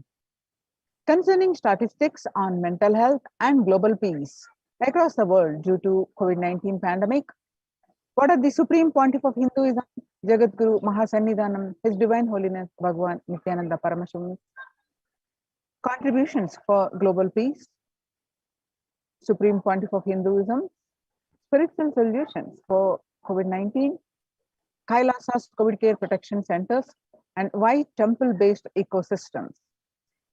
UN recognizes Kailasa's contributions and join the Kailasa's COVID care protection center.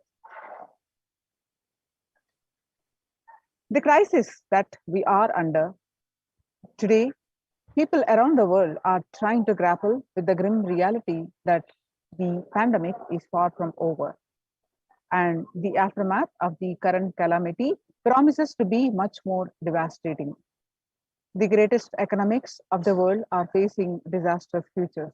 Countries are facing off each other with deep mistrust. Now let us see some of the statistics and current news. The record high cases in Australia amid third wave of COVID-19. Australia reported a new record number of coronavirus cases when the country continues to battle the third wave of COVID-19 infections. There were more than 2,400 new locally acquired infections reported nationwide recently, that the figure surpassing the 2,000 in a single day just for the second time. World Health Organization makes a big statement about the Delta variant of COVID-19. COVID-19 has now killed more Americans than the influenza pandemic of 1918 to 19. The 1918 to 19 flu infected about 25% of Americans and killed an estimated 0.65% with 676,000 deaths. COVID-19 has infected more than 12% of Americans and killed about 0.2% with 676,000 deaths. Now that the US death toll from COVID-19 has killed more Americans than the 1918 to 19 influenza pandemic dead, now the COVID-19 is officially US deadliest pandemic. CEOs and the Associated Press both reported the grim milestone recently. People infected with alpha variant exhales 100 times more virus into the air than the original COVID strain.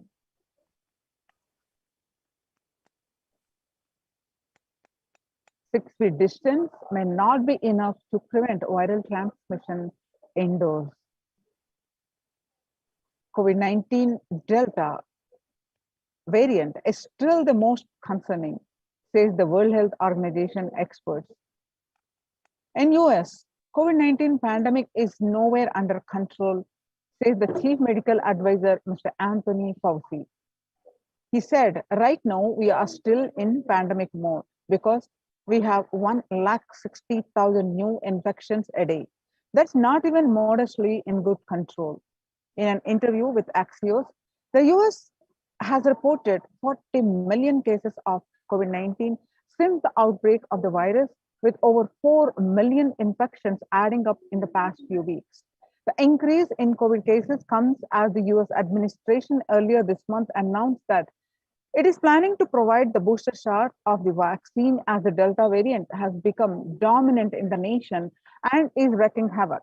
This surge in the Delta is driven by the low vaccination coverage in many communities across US, according to the US Center for Disease Control and Prevention. In a country of our size, you can't be hanging around and having 100,000 infections a day. You've got to get well below 10,000 before you start feeling comfortable, Mr. Fauci said. COVID-19 made the world less peaceful. According to the World Economic Forum, with the increased violent incidences after the pandemic and the increased fatalities, the records show that you can see in the statistics that the violent incidences, there's a spike. So it's making the world less peaceful. The younger adults are more likely to report symptoms of anxiety and depressive disorders during the COVID-19 pandemic. And the average share of adults reporting symptoms of anxiety disorder and depressive disorder, what it was in a 6 months period of 2019 was 11% before the pandemic. Now, after the pandemic, in just 1 month of the beginning of this year, of January 2021, it rose up to 41.1%.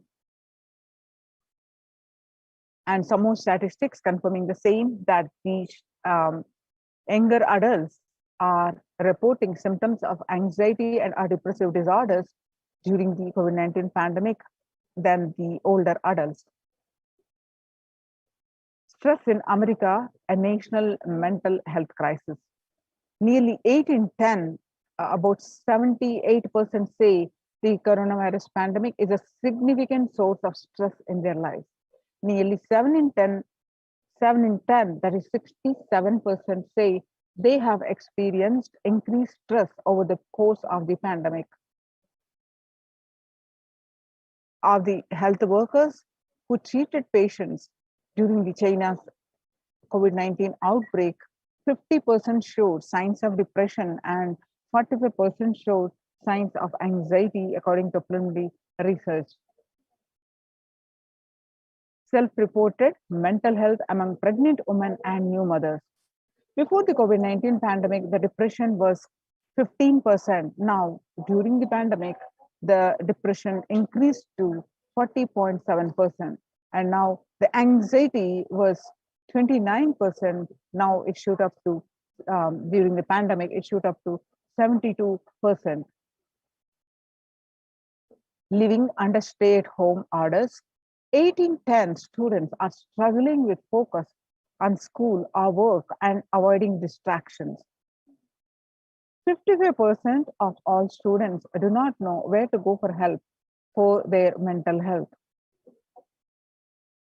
Understanding the pandemic impact on working women, nearly 82% of women surveyed said their lives have been negatively disrupted by the pandemic.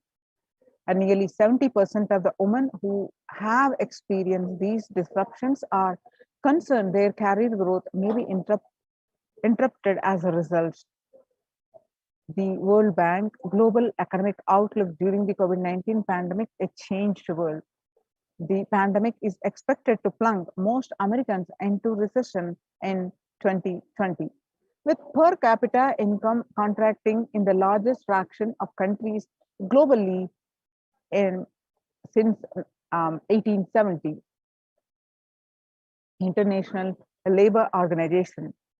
COVID-19 is a threat to peace building in conflict-affected nations. The COVID-19 crisis has worsened already fragile situations. The International Labour Organization is more aware than ever of its responsibility to promote peace and resilience in the time of this global pandemic. The Mumbai Mayor says the third wave is already here. The breakthrough infections found in 25% of the health staff. A little over 25% of healthcare workers were infected with coronavirus despite getting fully vaccinated. A recent study has revealed, giving an insight on the breakthrough infections due to the Delta variant. The study, jointly conducted by the Institute of Genomics and Integrative Biology, the maximum hospitals in Delhi NCR found that the vaccination breakthroughs were far more common during the Delta outbreak in Delhi than previously reported. New coronavirus strain known as Mo, which was first identified in Colombia in January, has been designated a variant of interest by the World Health Organization. Now that we have seen the statistics across the world of the effect of the pandemic, not only concerning the fatalities, but the increased cases of mental health, and which is leading to the affecting the global peace. So how to cope up with this COVID-19 pandemic? It is important to address the COVID pandemic, which is seeing another wave, destroying many more lives. The Supreme Pontiff of Hinduism says the pandemic fatigue setting in as a result of continuous lockdown is resulting in delusional ignorance. Holding on to the delusion and supporting this pace of delusional decisions leads to delusional arrogance. The global COVID pandemic has left the whole world desperately looking for answers. Life, as it had been experienced even back in February 2020, is no longer recognizable. Drastic change is the order of the day, with people having to redefine their world with the new paradigms of economy, society, faith, religion, and health.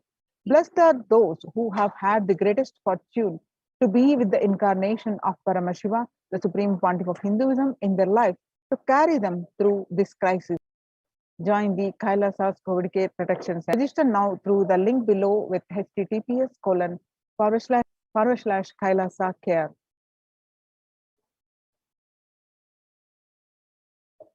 Sustainable developmental goals. Making peace with the nature is possible if we start now. Making peace with the nature is possible. Even amid pandemic, 2021 can go down as the year we made peace with nature and set the planet to healing. Our environmental, social, and economic challenges are interlinked. They must be tackled together. For example, we cannot achieve sustainable developmental goals, including ending poverty by 2030, if climate change and ecosystem collapse are undermining food and water supplies in the world's poorest countries. We have no choice but to transform our economies and societies by valuing nature and putting its health at the heart of all our decisions. Now, just let's watch a small clip on the making peace with nature.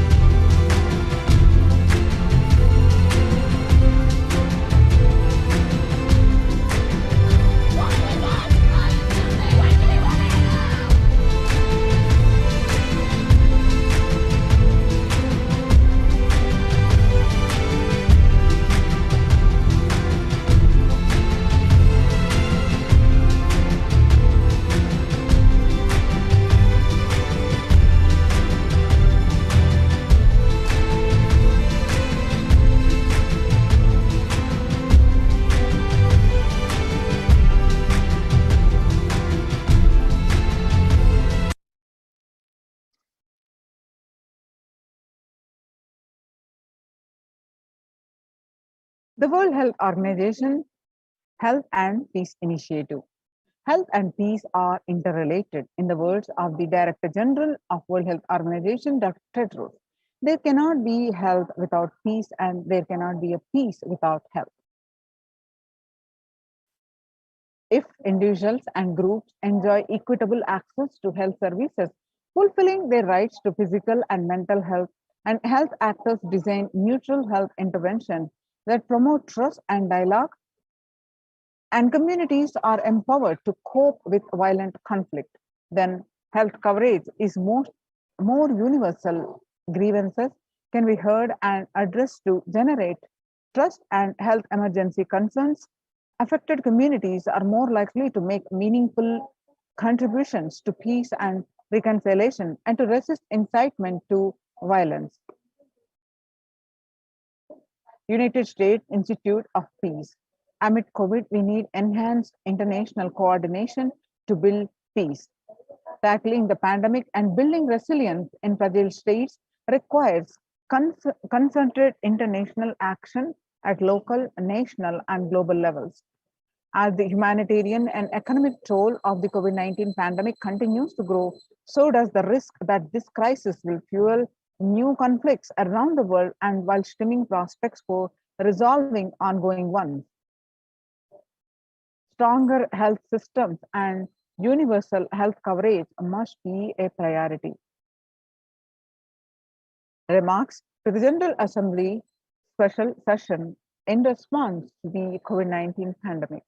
For the first time since 1945, the entire world is confronted by a common threat, regardless of nationality, ethnicity, or faith. A new social contract between people, governments, and private sector, civil society, and more can tackle the roots of inequality with fair taxation on income and wealth, universal benefits, and communities opportunities for all. Now let us see the Supreme Pontiff of Hinduism's contributions for the global peace. Vedic civilization beautifully describes that yastu sarvani bhutani atmani ivana pushyati sarva bhuteshu chatmanam tadona vigagupshate. Global peace is the byproduct of individual bliss. Is a verse from Isha Upanishad, verse 6. Whenever an individual goes through a spiritual bliss, he manifests a beautiful, peaceful life for him and everyone around him.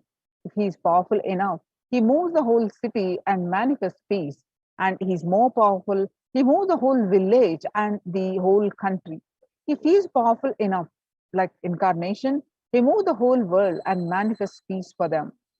Individual bliss is the source of global peace in the level of Om, the microscopic level Om, or the macroscopic level. Whatever level it may be, global peace is the byproduct of individual bliss and peace. So how do we achieve that individual bliss? By practicing completion, by practicing unclutching. So let's understand the Supreme Pontiff of Hinduism about how to do the completion, unclutching, and achieve the individual bliss, which leads to the global peace.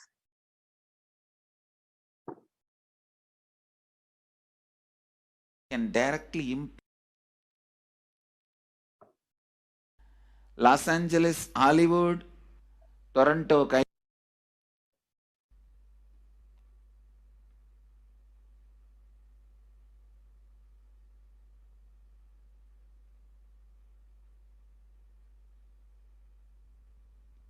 Today I wanted to expand on the science of completion. How the science of completion can directly impact the consciousness you are carrying and the consciousness embodied in many bodies. Please understand, the more deeper you go inside you, means more deeper space you go inside you, more expanded you become, more one with everything, more oneness you experience. Because the more deeper you go, the more you experience the unified field of consciousness. various words are used.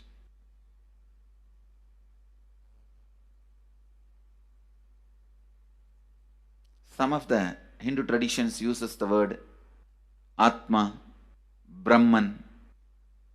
Some of the Hindu traditions use the word Nirvana. Whatever word you may use, Atman, Brahman, Nirvana, unified field of consciousness, whatever. But one thing I want to tell you, the deeper and deeper you go in your inner space, you experience the vast oneness. The more superficial you are, the more incompletions you carry with others, even with yourself. The more superficial you become, even your own right hand and left hand fights with each other. Different parts of you fights with you. Different thoughts of you fights with you. Even you fight with you, the more superficial you go,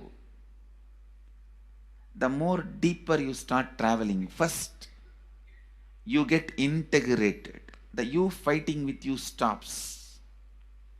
Then, the people around you get integrated. They fighting with you stops.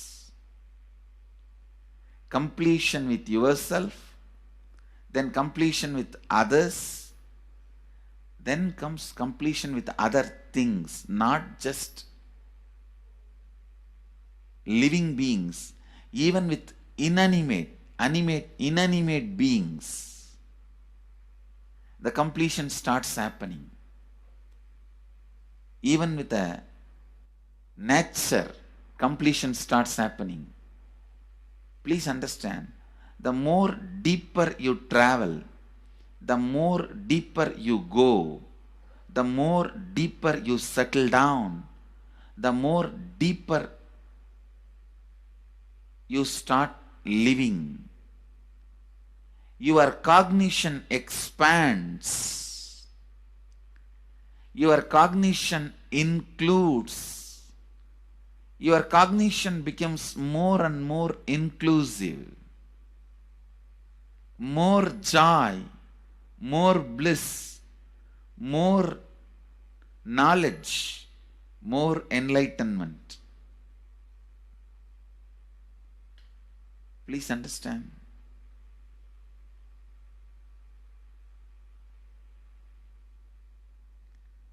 The more and more completion happens in you, you will see everyone around you feels complete with you.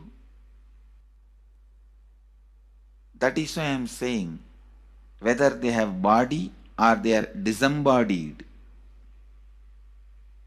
in the deepest corners of your being, deepermost layers of your being, deepest parts of your being, you experience such powerful awareness, such joy.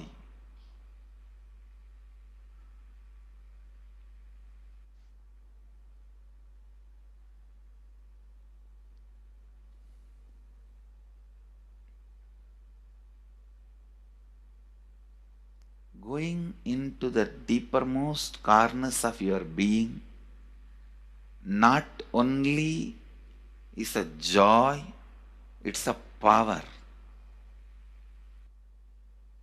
Because suddenly you will see everybody around you, everything around you listens to you. It really becomes a vibrant power where the tendency to exploit is not there. Listen, that's a very important thing. Power without the tendency to exploit.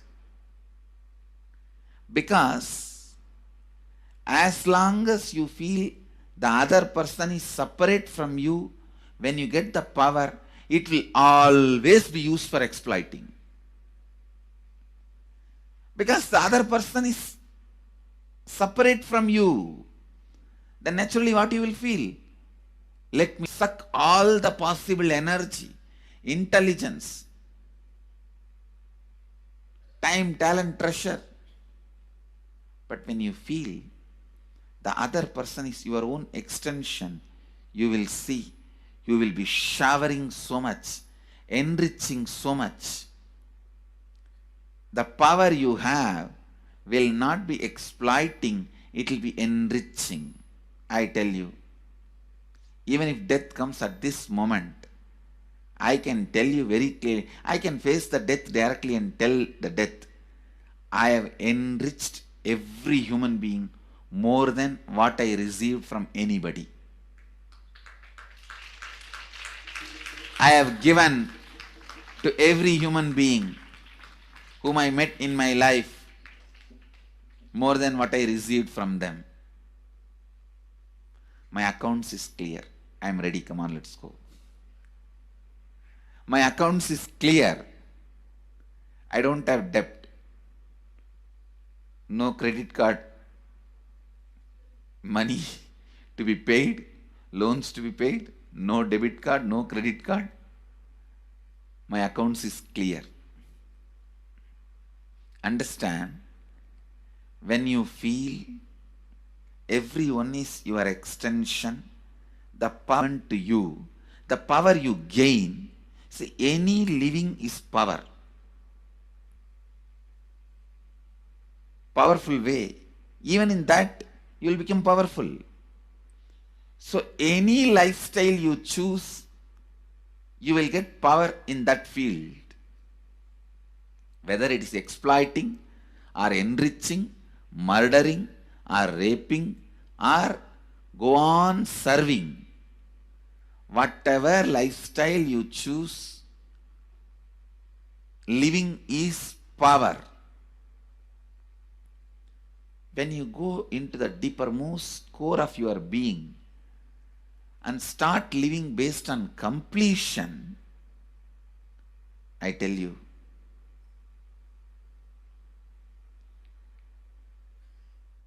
the first power you will experience is everything around you listens to you.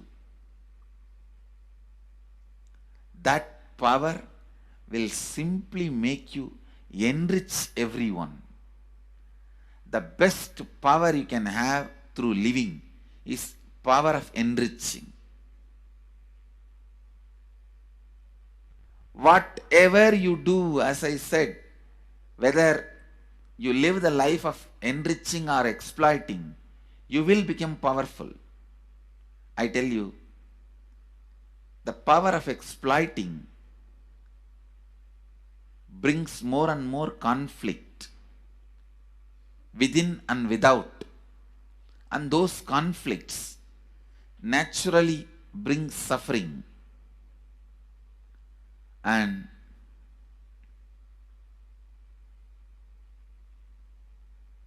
the power of enriching brings more and more completion in you and in others. This full month, Nithyananda Sangha all over the world. The other day I was seeing, we have officially presence in more than 50 countries. As devotees, group of devotees, we have presence in 100 countries. All over the world, we are going to celebrate this whole month for Global Peace Month, impacting global peace. All of us this whole month will live completion and do samskara dahana kriya, means burning the patterns which separates us from others, burning the patterns which are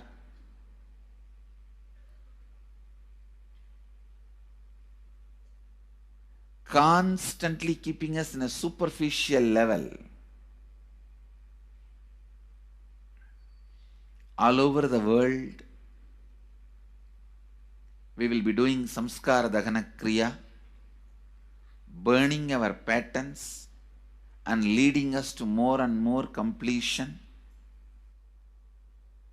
And we also have special 3 Nitya Dhyana Yoga program teaching people signs of completion and facilitating Samskara Dahana Kriya. This month, 20th, 21st and 22nd,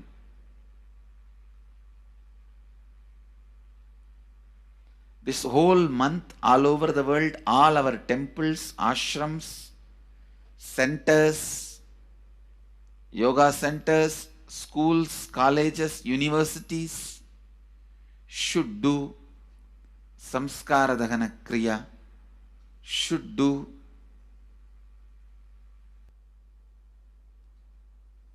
the practice of burning all the incompletions and patterns which leads to conflicts, bringing more and more peace inside us and outside us, spreading peace.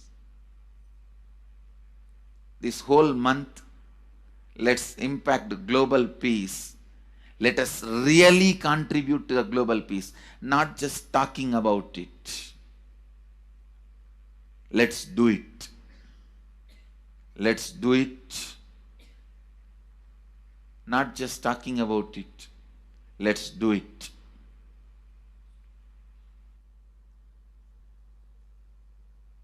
Even if you teach the Samskara Dahana Kriya to 50 people in each area, each place where we have centers, ashrams, temples, two-way centers, yoga centers, even 50 people, each Tanidar teaches, enriches them with these signs. The amount of suffering and negative waves, negative vibes reduction can contribute so much to the world. Please understand. One positive person can burn millions people negativity. Experientially, with evidence we proved, one positive person has already burnt at least 20 million people's negativity in last 10 years and brought peace. So each one of you, if you stand up as one positive being, one authentic, responsible, enriching being,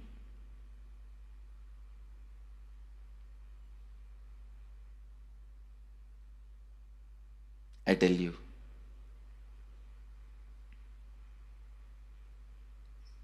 we can do so much to the world. It will be a better place than the time we entered. When we leave, it should be a better place. That's all. When we leave the earth, it should be a better place. So understand, inner peace is your birthright. Go to the depths of your being. Bring more and more completion into you. Completion with others. And start living Advaita. Today in the Inner Awakening session, it's all about completion with others. So last 6 days, literally, you worked so much, one by one by one by one by one, layer by layer by layer by layer. The completion with yourself.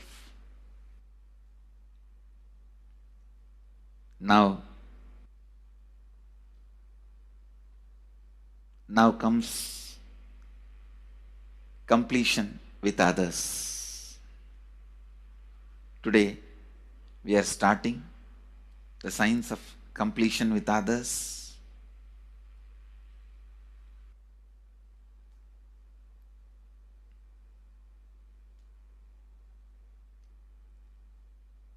It's one of the most powerful signs. does so much to human beings, not just healing their relationships, even inside their consciousness, this inner space, so much of good is done. So much of awakening is done.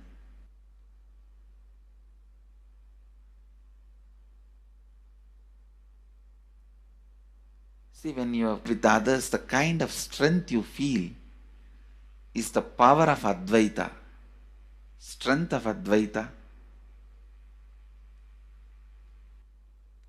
Today the inner awakening sessions are all about completion with others. We have long session today working on completing with others.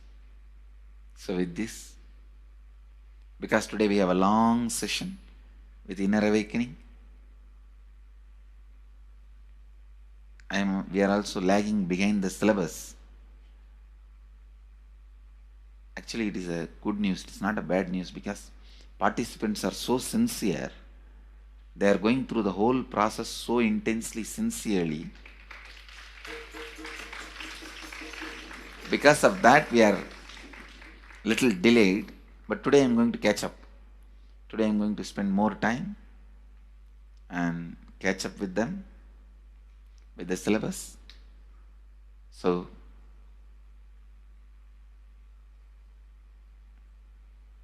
I conclude today with this. I'll move to the next.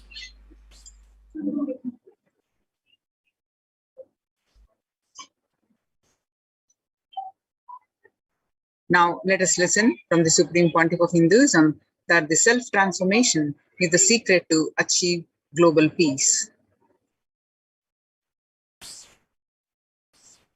Social answer means I'll tell, oh, you should all work for global peace.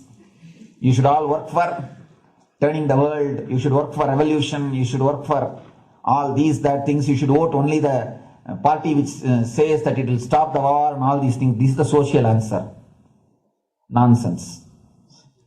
If you want the honest answer, I tell you, simply transform yourself. You can't do anything. If at all you can do, you would have done it. Be honest. If you can do, you would have done it. You are raising this question because you are not able to do. Am I right? So let us be very clear. Let us be honest. We are not able to do. Socially. That's the truth. That's the reason you are sitting here and raising the question. I tell you, understand few important things. There are a lot more attached to this question. There are many things which is attached to this question. We always feel the present is the world is totally spoiled. It is not going according to the rules or how it is supposed to be. It was wonderful once upon a time. In ancient time, things were going properly. Everything was well and great. And I tell you, 10,000 years ago, they found some writings on stone in Harappa Mohenjo-daro culture. Some stone writings have been discovered. The other day I read a beautiful book about that stone writings. That writings, it says, oh, nowadays the society is not as it should be. So much of war. There is no peace. In the early times, there was so much of peace. Society was really great. Things were as it should be. And it almost looks like a newspaper editorial. 10,000 years ago, the same thing carved on a stone. Then understand, there was no such time as only good prevailed. It is just a fantasy. Hinduism, they call it Satya Yuga, the age of truth. There was a time only truth prevailed. And every religion, Christianity, they say the Garden of Adam and Eve. There was a time everything was wonderful. Every religion has got the fantasy. The past was great. There was golden past. Always the idea of golden past exists only in the past. The more you go back, again you say the past was great. And I tell you one thing, it is a wonderful way of postponing accepting the reality. Otherwise, I can be sure the world was same as it is today. Whether it is 5,000 years ago or 10,000 years ago. Maybe one thing, there was no CNN channel that time.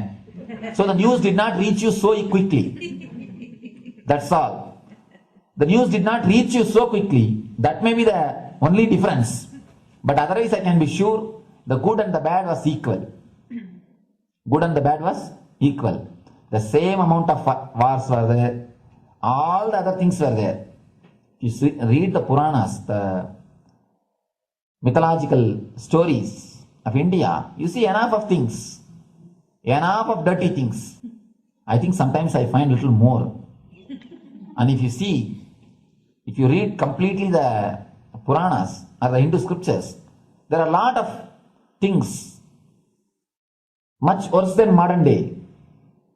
The criminal activities or bad things or negative things, whatever you say, all this stuff. And never think only present day is corrupted or violent. In the ancient days also, all these things were there. Only one thing was not there, the CNN news or the internet. So the news did not reach you. But otherwise I can tell you, enough the good and bad was there. It always will exist. It will exist. All you can do is, if you awaken yourself, if you reach the enlightenment state, you can go beyond it. And I tell you, enlightenment is the only service you can do to the society. Just become enlightened so that you will reduce the negativity. Now, as of now, you are also the part of negative group. Naturally, we will be a negative group. As long as we are unenlightened, we will be the part of collective negative consciousness. So if you become enlightened, at least you will reduce your weight. That's the only thing we can do. Nothing else can be done. So all I request you to do is just become enlightened. Realize that you are a lion. That's the only way to help yourself and the society. Otherwise, all revolutions, you see, all revolution again end up as one more tradition. In last 2000 years, 3000 wars have happened in the humanity. In 2000 years, 3000 wars. Human beings have not done anything except doing wars, except fighting. Everybody claims he wants to do revolution. He wants to spread peace. You see, every country claims their army is a defensive army. Then who is offending? Tell me. Every country says defensive army. These are all just, games. The idea of peace is a pure game. Everybody wants to spread the peace according to them, not according to the other person. They want peace according to them. The other day I was in one interreligious gathering. One guy is preaching, let all of you convert to my religion so that we will not have fight. He wants peace the way in which he wanted, not the way in which. And there's a beautiful saying, the sword of Muhammad, it is written, peace alone should survive, something like that. He has written some statement about the peace on the sword. We all take sword to spread the peace. So no revolution is going to help, because in the last 2000 years, 3000 revolutions have happened, but still world is same, I think much worse. So no revolution is going to help, only individual evolution is going to help. So be very clear. Instead of working in the outer world, start working in the inner world. That will help you and society some way.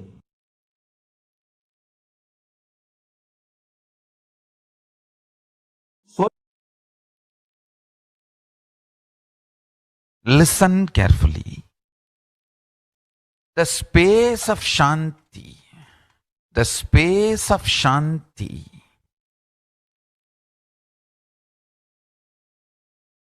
is where Kailasa grows. Listen carefully. It is in the deep powerfulness of peace, or peace-centered powerfulness is the ground, breeding ground for Paramashivatva to manifest. Please understand. Like how pure mirror reflects everything, pure Shanti-based Shakti, peace-based powerfulness reflects Paramashiva. Paramashiva manifests in peace-based powerfulness. Please understand. Neither violence nor powerlessness. Powerlessness is weakness. Violence is abusive. Peace-centered powerfulness. Powerfulness-centered peace. All the Upanishads starts with peace, completes with peace. Shanti mantra. Starts with Shanti mantra, gets completed with Shanti mantra.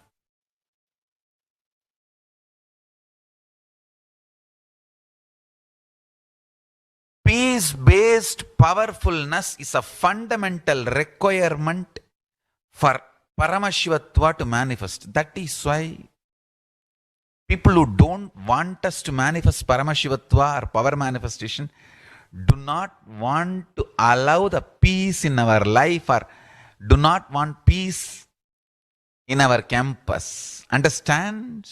But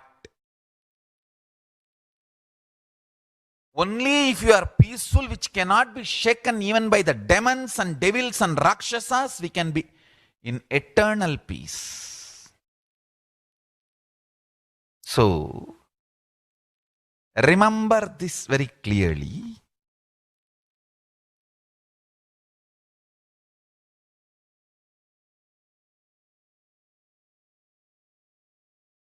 Peace alters the very DNA structure, genetic structure, the core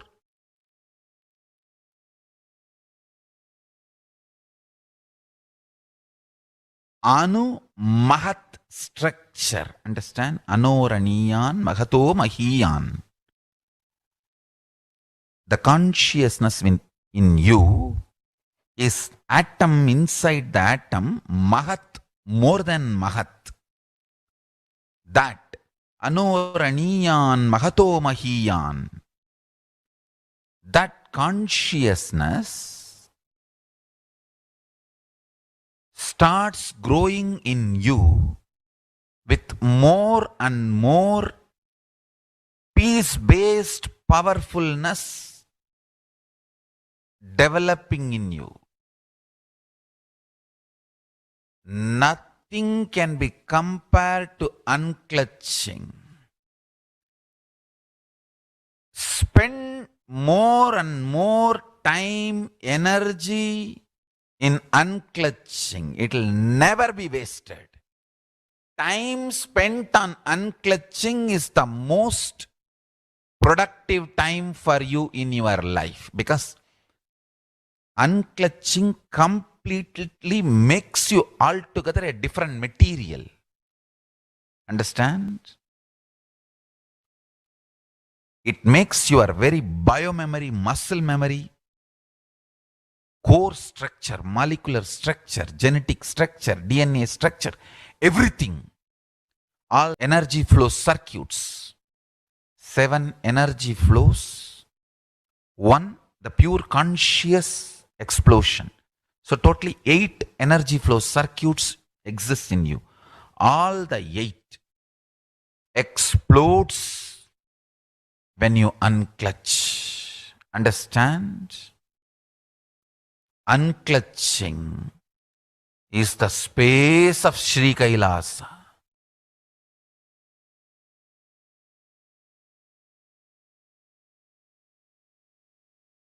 Listen carefully. Listen carefully. Every chanting, every prayer in Hinduism ends with Shanti, Shanti, Shanti 3 times. Means peace, peace, peace. Hinduism is the real religion. Loving peace, living peace. Individual level, social level, global level. Understand?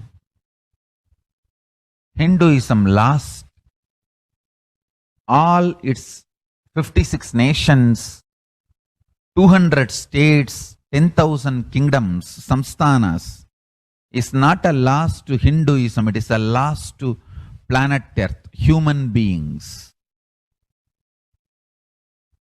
Wherever Hinduism is practiced, kept alive, the ideal of global peace is kept alive. Just do this one simple statistics. You yourself study. Google and study. Take the top 10 religions and list how many people they converted in last 200 years, how many people they killed. List for each religion. I can be 200% sure.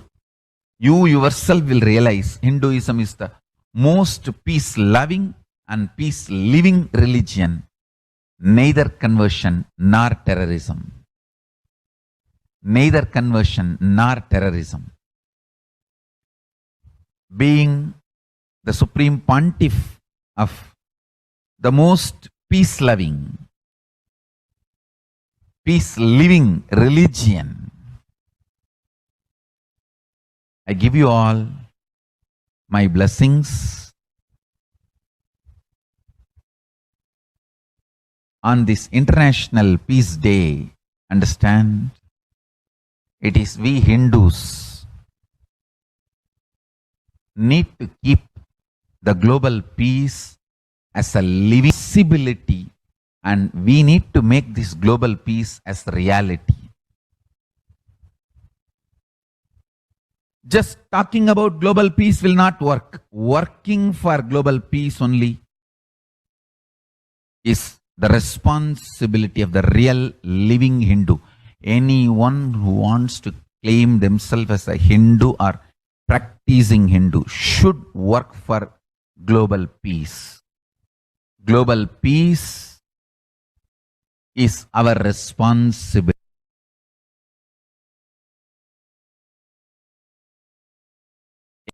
Every Hindus have the responsibility to bring global peace.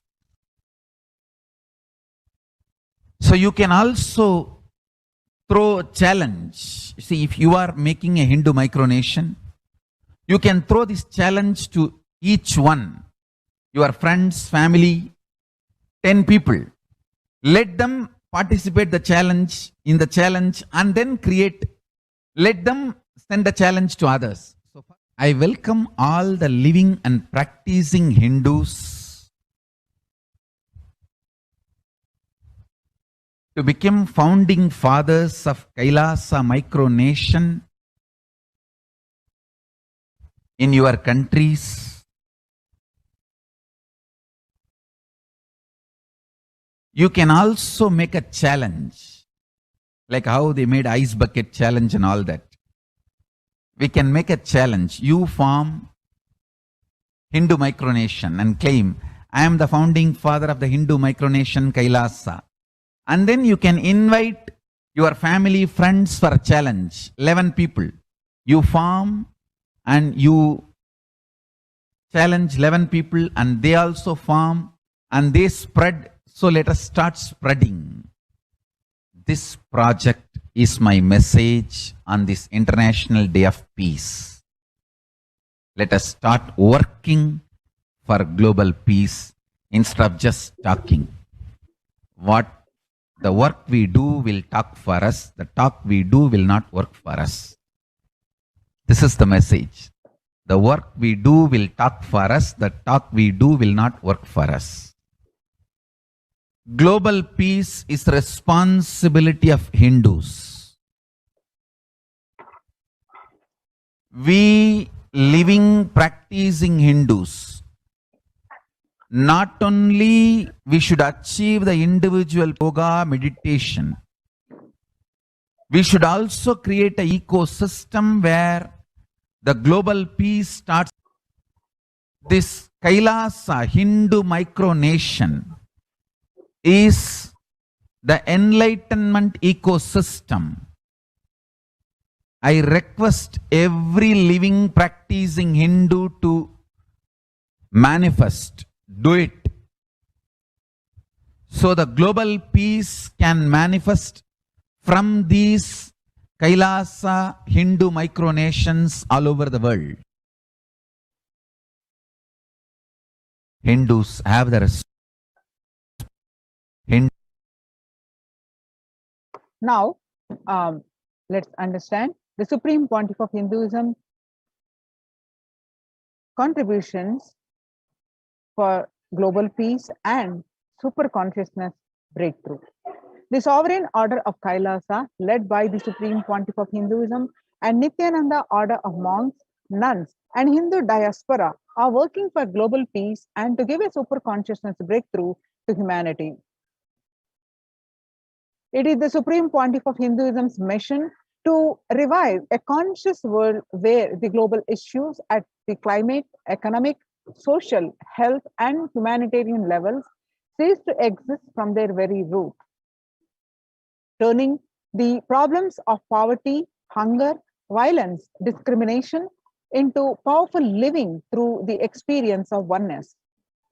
The Supreme Pontiff of Hinduism has been working from the very grassroots level to usher in an era of peace at all levels, individual, societal, national, and global. His deep insights into the workings of the human mind, body, emotions have enabled him to powerfully and directly address various social, emotional problems facing humanity today. Some of the ways that the Supreme Pontiff of Hinduism provides spiritual solutions to combat the pandemic and other issues.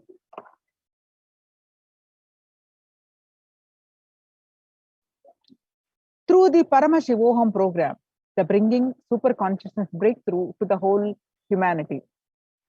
An online program, it's a bi-weekly as per the Vedic calendar. Every new moon and full moon, every Paurnami and Amavasya, a new batch starts, and it's approximately 15-day program and give you get a conscious breakthrough, and it's available online and free. Anybody can attend. Register now through the link paramashivoham.org/join. paramashivoham.org/join. And next batch starts at November 4th. And Paramashivoham, you can get experience just attending one day. Each day is a single day course also. You can attend one single day and experience the Paramashivoham. And the next contribution is by starting the Akhanda Nirvikalpa Samadhi Jnana Yajna and contributing almost millions of minutes so far. Paramashiva Sankalpa chanting, the sacred Sanskrit mantra chanting to heal 24/7 via Zoom sessions. Spiritual healing to one and all 24/7. Helping humanity to cope up with the insecurity, fear, disease by empowering individuals to heal themselves, learn to cope up emotions like depression and tough situations in relationships, providing alternative solutions to worldly problems through the power manifestation. Initiating thousands every day into manifesting innate superhuman capabilities in the Kailas courtyard sessions, providing healthy solutions like a technique to clear stomach from Ayurveda solutions, which ultimately brings clarity out to the spiritual truth and gives a conscious truth. In the long term, establishing self-sufficient communities, continuing and intensifying the service of Annadan, the free food in Nithyananda Annalayas around the world, including many other adhinams, paving way with the new world order, starting the agriculture-based communities in Adi Kailas and several other locations. Peacekeepers of Kailas are offering various life solutions, teachings of the Supreme Pontiff of Hinduism. Hinduism prescribes various methods for global healing. One such is Maheshwara Puja, nullifying the collective negativity simply through the presence of the avatar and his order of monks, offering Maheshwara Puja to the natural calamities victims. Bhava Samadhi Darshan to raise the individual consciousness breakthrough. Devi Parashakti Akashic readings for the pandemic. Solutions. The Supreme Pontiff of Hinduism spiritual solutions for COVID-19. Society was created with the delusional ideas of too many human beings, blind spots, and decisions made from those blind spots. If the visionary of a civilization or country or nation has blind spots, when he develops the vision for it, the whole civilization suffers those blind spots forever. Now it's a time that nature, Prakriti, resets itself. The isolation, which is seemingly endless with an unknown future, which is compelling humanity to make 100% lifestyle change, is something to be deeply dwelt upon. All problems need to be addressed only with the spiritual solutions and powerful cognitions. To stop people having mental breakdown, pandemic fatigue, collapse, depression, and also give them the super consciousness breakthrough and revive the enlightened civilization, the Supreme Pontiff of Hinduism continuously gives spiritual solutions and powerful cognitions.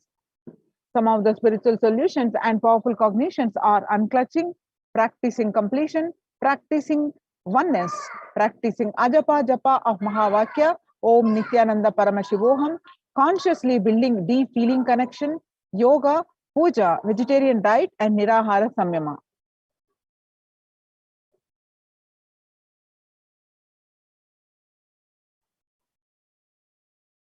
And all these spiritual solutions are free. All the programs healing are free and open for all. And now let us take few minutes to share with as many people as possible. Let us save the world and let us give them the experience of unclutching, Nirvikalpa Samadhi initiating and save people from pandemic fatigue, epidemic fatigue, destruction and delusion.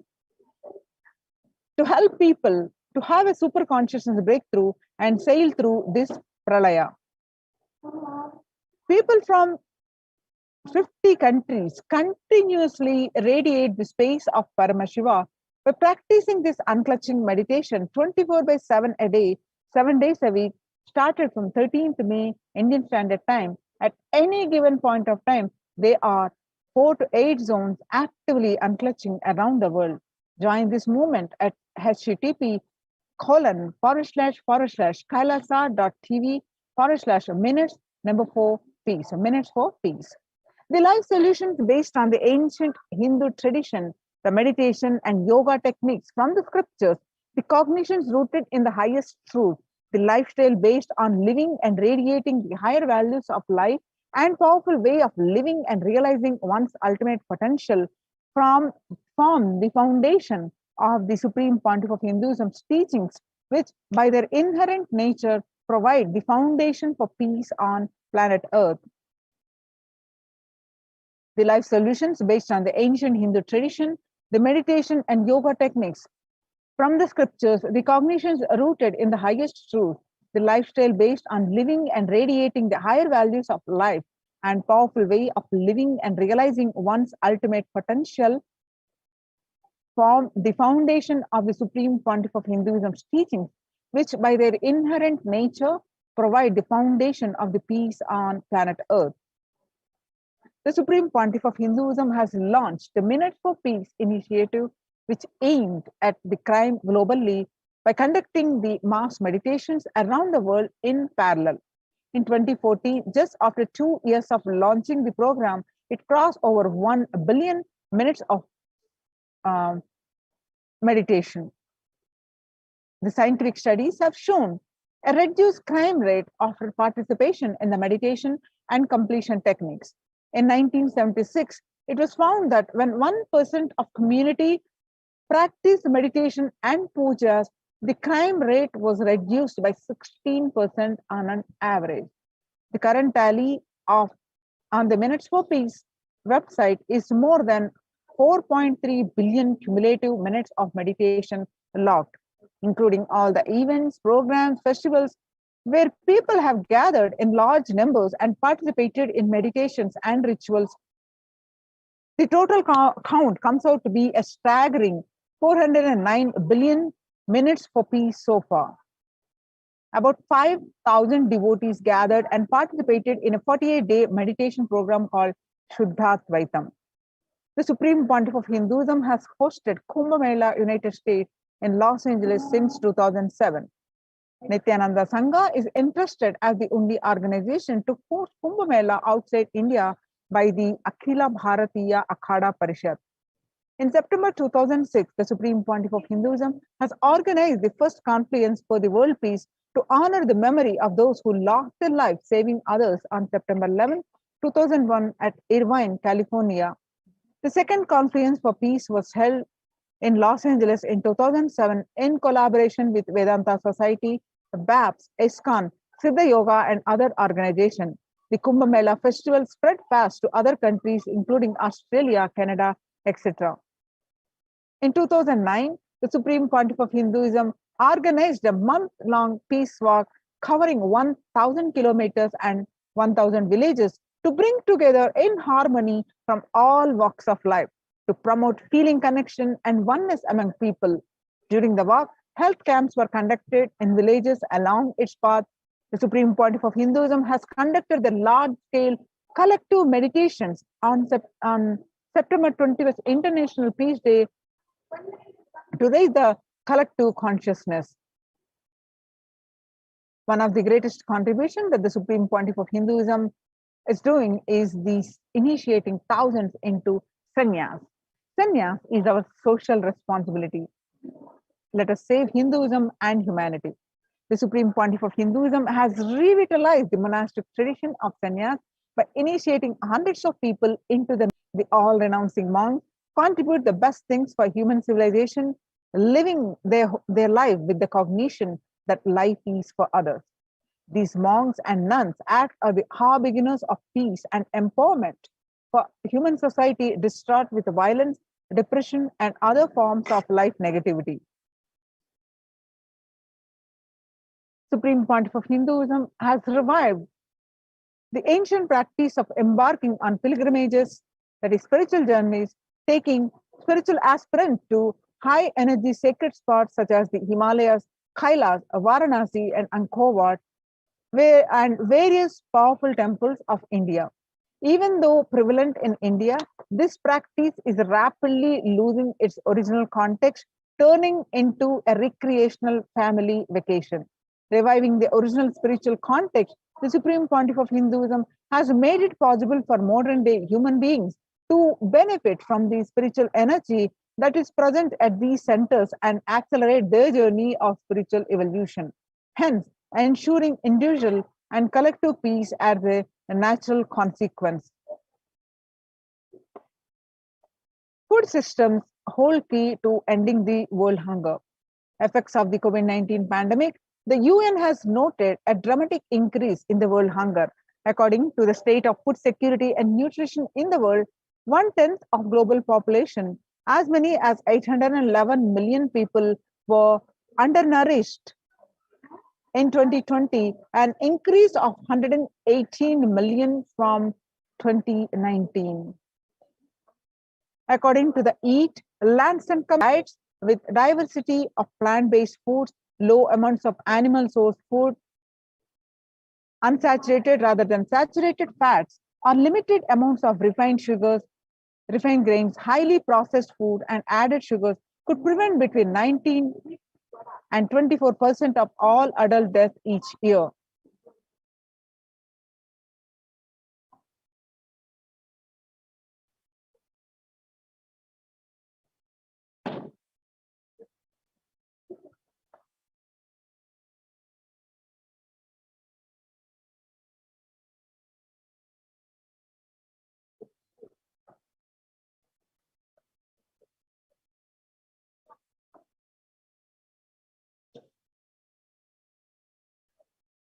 Under the Red Om, that is No Hunger Project, through the Annalaya, the food donation centers, the de facto spiritual embassies of Kailasa worldwide, under the guidance of the Supreme Pontiff of Hinduism, has served over 2 million organic sattvic vegetarian meals so far.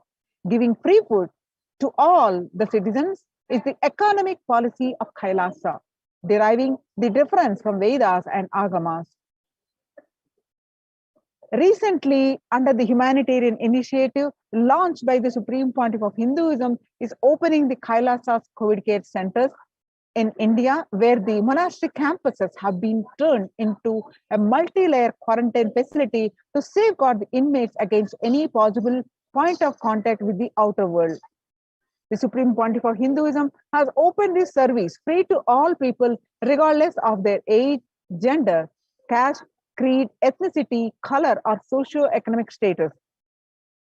Food, shelter, internet, and all basic facilities, including medical care, are provided at these COVID care centers, free of cost and for an indefinite period of time. The outcome has been a splendid zero infection rate so far among the participants, a feat not achieved anywhere else in the world, let alone in India. This response model of handling the COVID-19 pandemic at a community level, along with the guidelines and recommendations for government, has been recognized and accepted by the United Nations as well. You can see some of the glimpses of the COVID care participants enjoying the life, practicing yoga, practicing meditation, and celebrating the festivals, and especially protecting their life from the pandemic.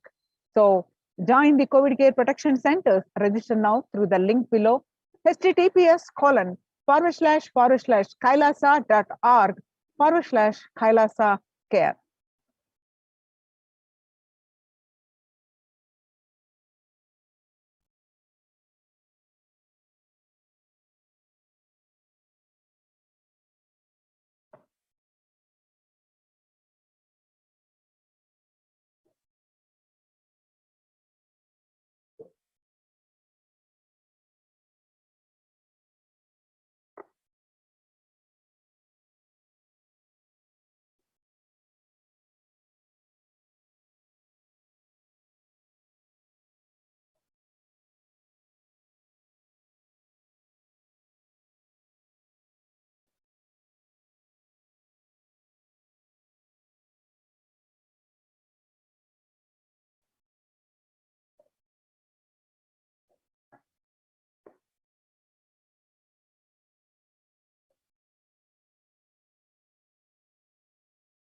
Now I have some exciting news to share. Kailasa's report on gender, justice, and freedom of opinion and expression is published in the United Nations website, ohchr.org. A series of articles have been published before, and this is another article published. And now I'm going to project this and read it out for all of you.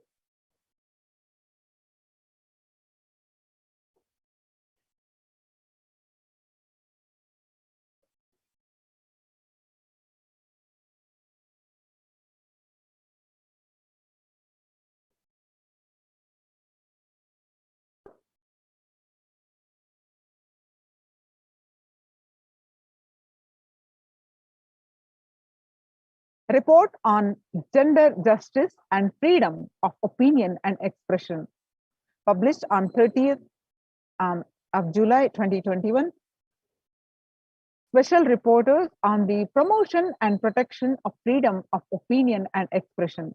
This report is the first report in the 27 years history of the mandate to be devoted exclusively to the challenges that women face in exercising their freedom of opinion and expression. Recalling that the Human Rights Council adopted Resolution 23 by 2 adopted in June 2013, in which it is called the mandate to report on the role of freedom of opinion and expression in empowering women. The special reporter on freedom of opinion and expression analysis the challenges that women face offline and online adopting to gender lens. She finds that despite the impressive gains made by equality and the right to freedom of opinion and expression, and underlines the vital importance of their inclusive realization for the achievement of peace, democracy, and sustainable development.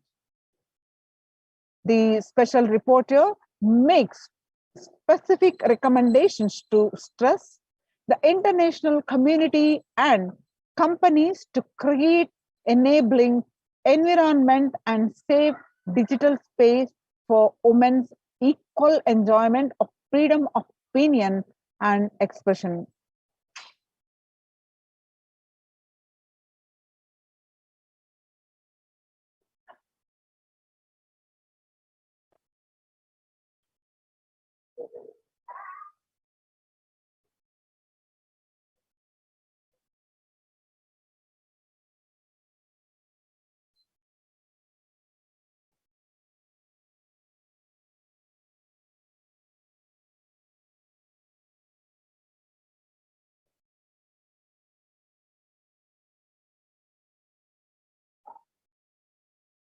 Gender justice and the right to freedom of opinion and expression. A report by the Adi Shaivat Minority Tradition ASMT Hindu community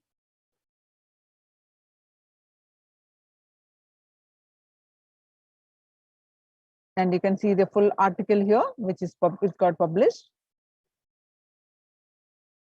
Then you can read this full article by downloading from the Facebook profile page of the Supreme Pontiff of Hinduism.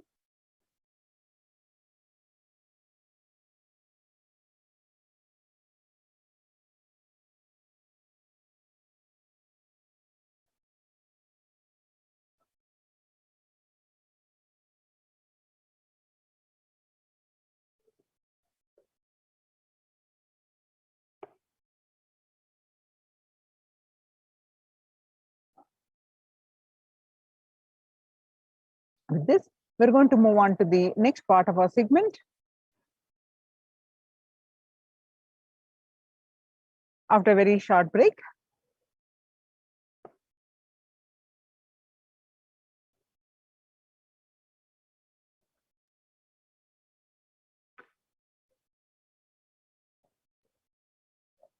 Thank you, Nithyanandam.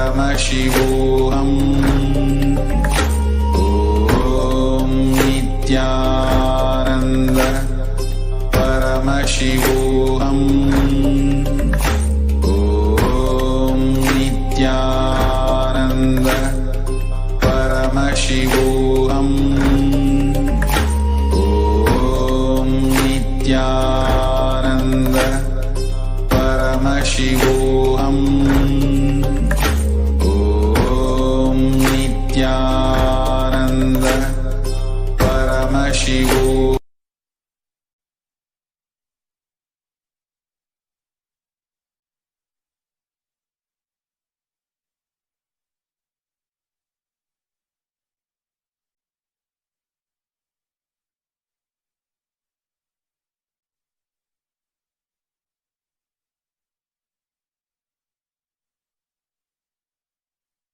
Connecting with the divine with your eyes closed is meditation.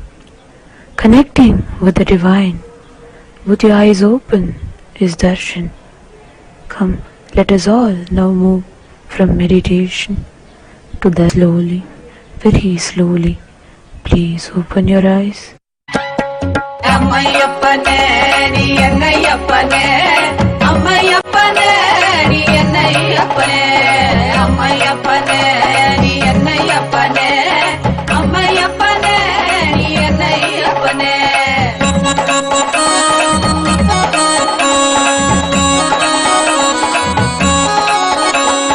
மக்களுக்காக மறுபடியும் நீ அவதரித்தனே, மக்களுக்காக மறுபடியும் நீ அவதரித்தனே. அம்மையப்பனே நீ என்னையப்பனே, அம்மையப்பனே நீ என்னையப்பனே, அம்மையப்பனே நீ என்னையப்பனே, அம்மையப்பனே நீ என்னையப்பனே.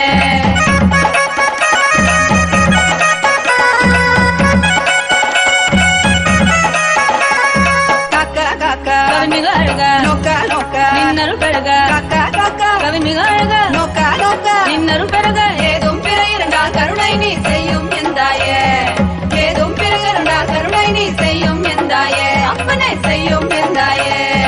அம்மையப்பனே நீ என்னையப்பனே, அம்மையப்பனே நீ என்னையப்பனே, அம்மையப்பனே நீ என்னையப்பனே, அம்மையப்பனே நீ என்னையப்பனே.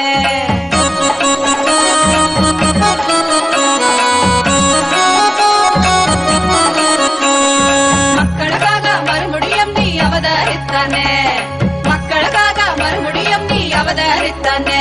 என்னை அம்மையப்பனே, அம்மையப்பனே நீ என்னையப்பனே, அம்மையப்பனே நீ என்னையப்பனே, அம்மையப்பனே நீ என்னையப்பனே, அம்மையப்பனே நீ என்னையப்பனே, அம்மையப்பனே நீ என்னையப்பனே, அம்மையப்பனே நீ என்னையப்பனே, நீ என்னையப்பனே, அம்மையப்பனே நீ என்னையப்பனே.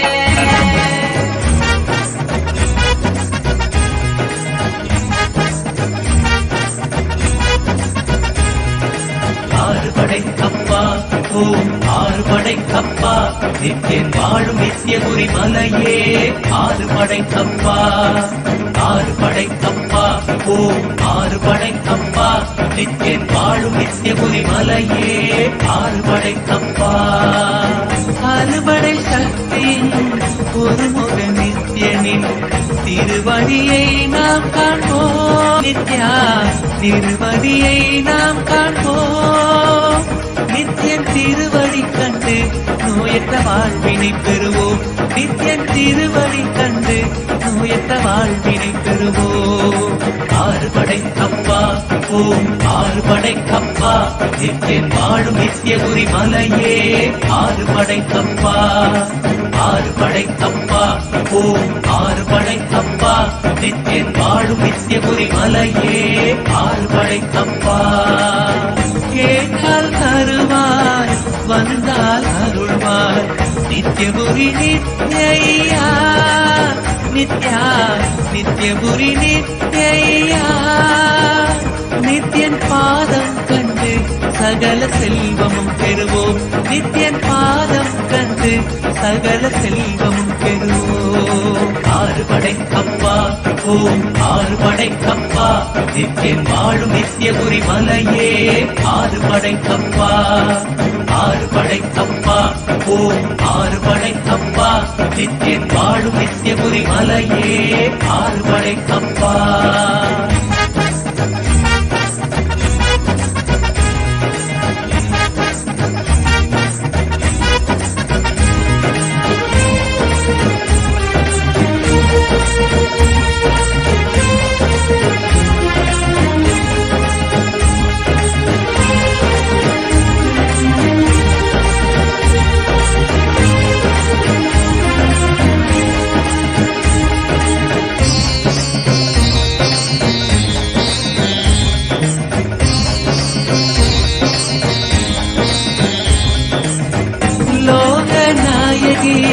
புத்திர நந்தனே நித்யேஸ்வர ரூபா நித்யா நித்யேஸ்வர ரூபா உனை தஞ்சம் அடையும் பக்தரை காத்தருள்வாய் ஐயா.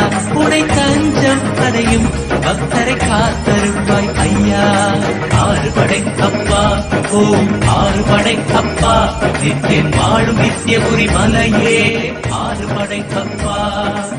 ஆறு படைக்கப்பா ஓம் ஆறு படைக்கப்பா நித்தியன் வாழும் நித்தியபுரி மலையே ஆறு படைக்கப்பா. மார்கழி மாதத்தில் குதித்த நித்யனே நித்யபுரி நித்யா நித்யா நித்யபுரி நித்யா உன் பாதம் கண்டு நாங்கள் சரணடைந்தோமே. உன் பாதம் கண்டு நாங்கள் சரணடைந்தோமே. ஆறு படைக்கப்பா ஓம் ஆறு படைக்கப்பா நித்தியன் வாழும் நித்தியபுரி மலையே ஆறு படைக்கப்பா. ஆறு படைக்கப்பா ஓம் ஆறு படைக்கப்பா நித்தியன் வாழும் நித்தியபுரி மலையே ஆறு படைக்கப்பா. ஆறு படைக்கப்பா ஓம் ஆறு படைக்கப்பா நித்தியன் வாழும் நித்தியபுரி மலையே ஆறு படைக்கப்பா. ஆறு படைக்கப்பா ஓம் ஆறு படைக்கப்பா நித்தியன் வாழும் நித்தியபுரி மலையே ஆறு படைக்கப்பா. ஆறு படைக்கப்பா ஓம் ஆறு படைக்கப்பா நித்தியன் வாழும் நித்தியபுரி மலையே ஆறு படைக்கப்பா. ஆறு படைக்கப்பா ஓம் ஆறு படைக்கப்பா நித்தியன் வாழும் நித்தியபுரி மலையே ஆறு படைக்கப்பா. ஆறு படைக்கப்பா. ஓம் நித்யானந்தேஸ்வர Paramasiva சமாரம்பாம்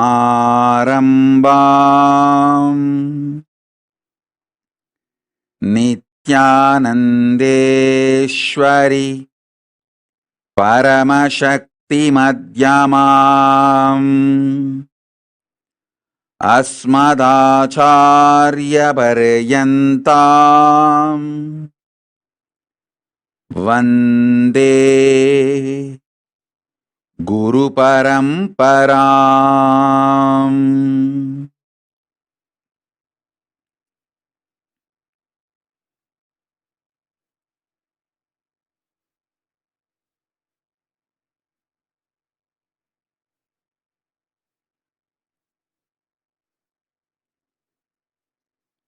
I welcome all of you with my love and respects. I welcome all the living and practicing Hindus from all over the world.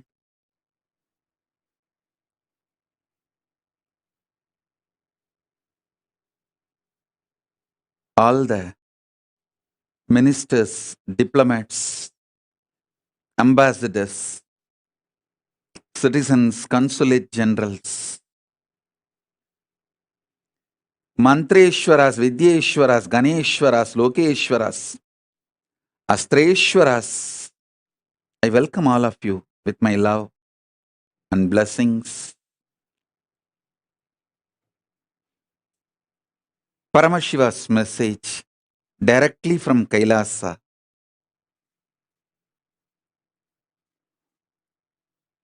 Fourth force, strong nuclear power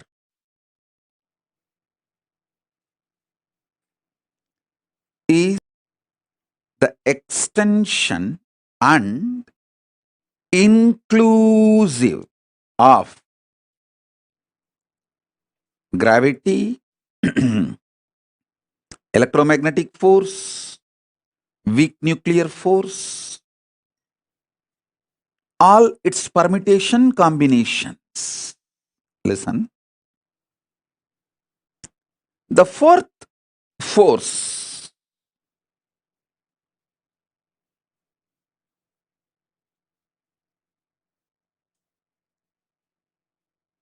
the extension, all the other three. I wanted to remind all of you once more, Hinduism is cosmic science. It teaches you the whole life.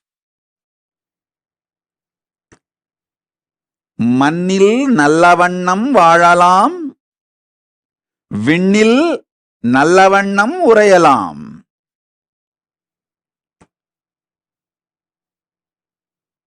மண்ணில் வாழும் அறிவியலும் விண்ணை ஆளும் அறிவியலும் சேர்ந்ததே சனாதன Hindu தர்மம். Listen.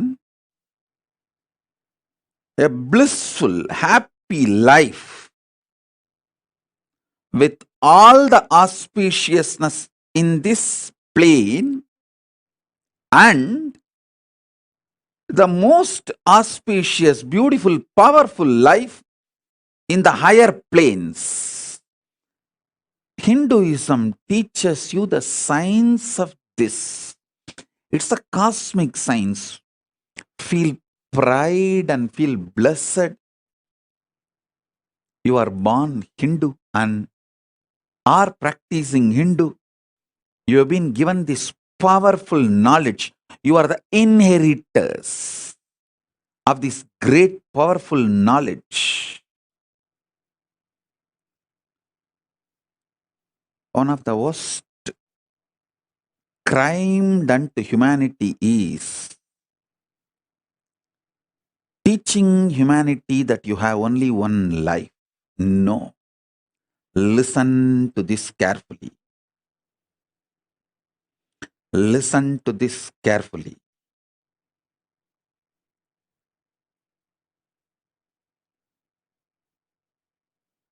Telling you only we exist, human beings exist in this universe is stupidity. Telling you beings from the other planes, other universe, other parts of the universe are aliens is criminal, crime. Beings from other planes are neither aliens nor false. First of all, we are not alone on this universe. Second, beings from other zones and other universes are not aliens. They are our own version, little evolved version. Evolved are the Devas, Gana, Yaksha, Rakshasa, Rishi, Muni, Gandharva, all of them.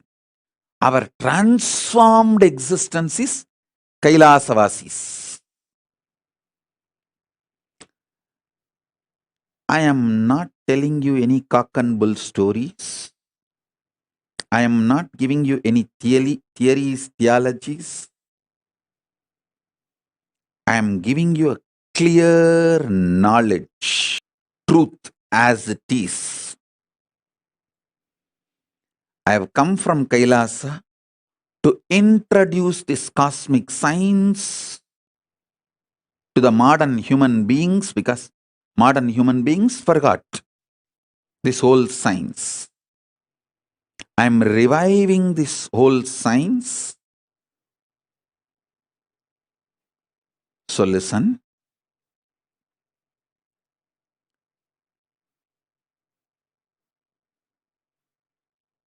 Last few satsangs I was talking about these four forces.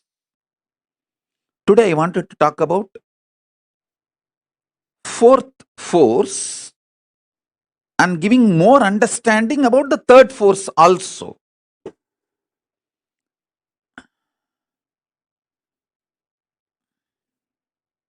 Everything you know about the nuclear power, quantum physics, parallel universe, everything which is established, this multiple existence, all of it put together is third force.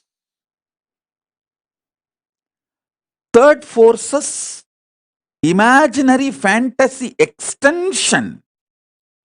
If you do a scientific fiction movie, sci-fi movie, based on all your understandings about the third force, it is fourth force. Listen. Till now, human beings have not decoded the fourth force in a concrete way,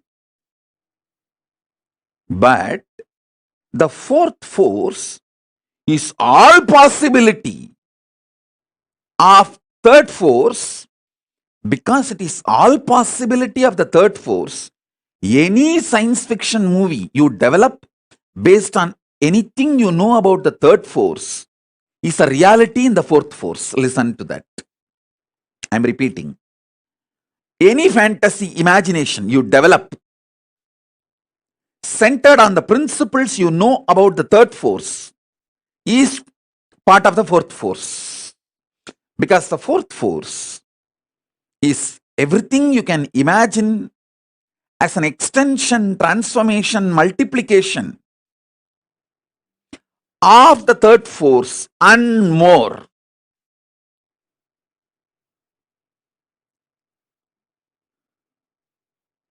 That's the fourth force. Let me give you some more understanding about the third force. Listen. Multiple universes, planes exist. That's the first thing. Pitruloka is true. When you leave the physical body, you carry your Karana Sarira, the causal body, your deep-rooted patterns, and reach the Pitruloka and live. I am not lying to you when I say, if your generations give you the Shraddha and Pinda only, you will be happy and have a social respect in the Pitruloka. I am not strategic or cunning or lying when I utter this word. I am uttering the truth. It's not that I wanted the Hinduism to spread and kept alive, so I am telling you this story. If Hinduism is not kept alive, planet Earth will not be there. Get lost. I have nothing to lose. I already renounced the planet Earth. I am in Kailasa. If you guys want the planet Earth, save it.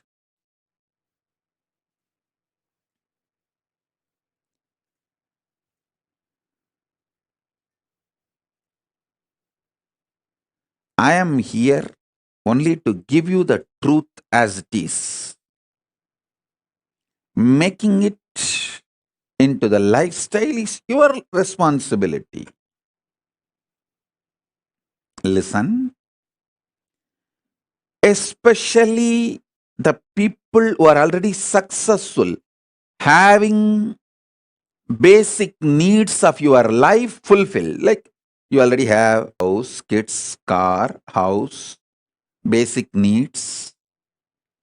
All those people, those of you, it's your responsibility to create ecosystem for your next generations to understand, internalize the science of Hinduism, the cosmic science, the greater science, and keep it alive. I was so happy when I educated myself about this ISKCON's temple they are building in Mayapur, the temple of Vedic planetarium, where they are describing the Vaishnavite Srimad Bhagavatam description of the multi-universes, the multiple universes, the different lokas.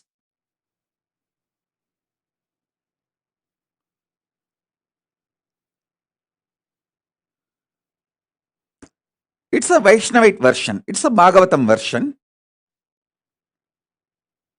But I am so happy that they have attempted to make people understand about the existence of the multiple universes, the vertical time zones.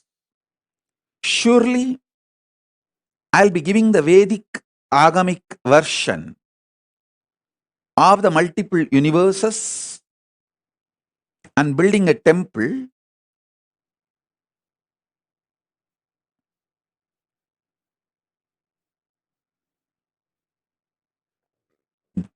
to showcase to all of you and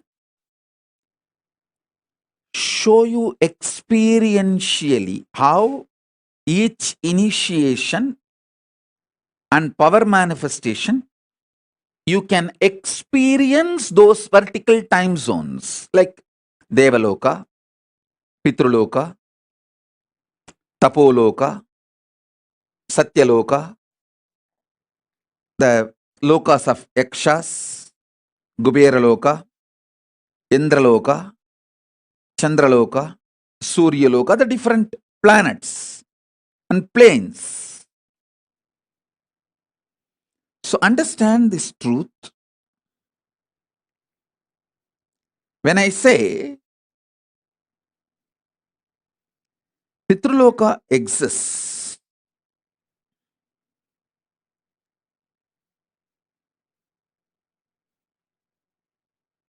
it is true.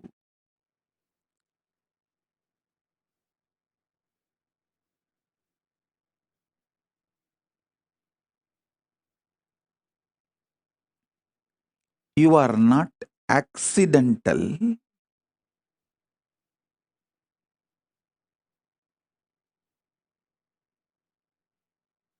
Evolution of some biological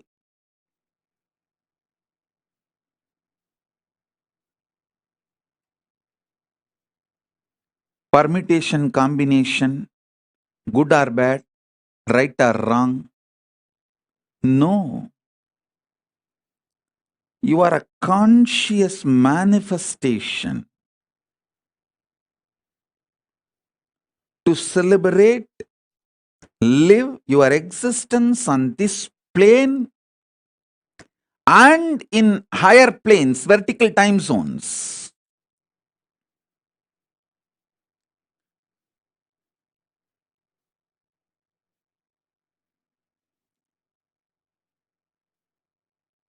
I am giving you the truth and my vision to create an ecosystem where this truth can be lived and celebrated.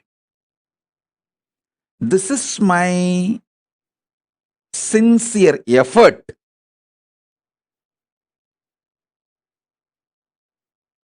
to make the Kailasa, whether the first Kailasa I manifested in Tiruchengodu or the Kailasa I am manifesting in multiple places now, or the Mahakailasa I am manifesting, This is the vision. Vision is where human beings are given a very powerful supportive ecosystem where they are complete about everything related to this world: health, wealth, beautiful relationships, success, feeling empowered, enlightened, and know about the vertical time zone, multiple universes, and start experiencing it,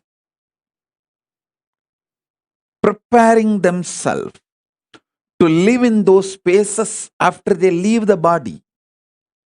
Because life doesn't end when your body stops functioning. No.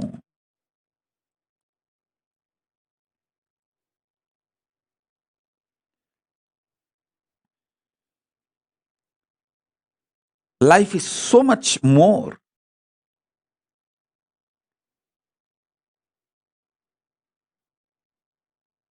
Than you can even imagine, understand.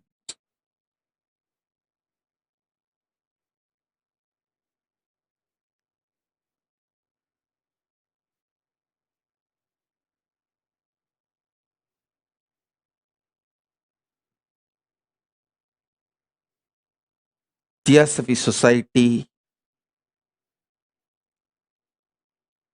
Arabindo Ashram,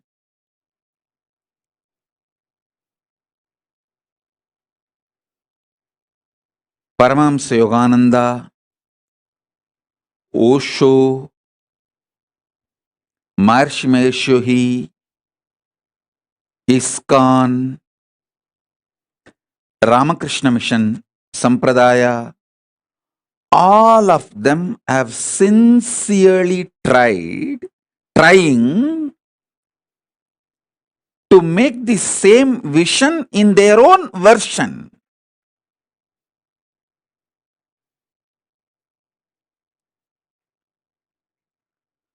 I am trying to create most updated, because now I know all the insecurities of these human beings, why something is successful and why something fails. Above all, time is in my favor. Age is in my favor. I am too young. I am only in early 40s.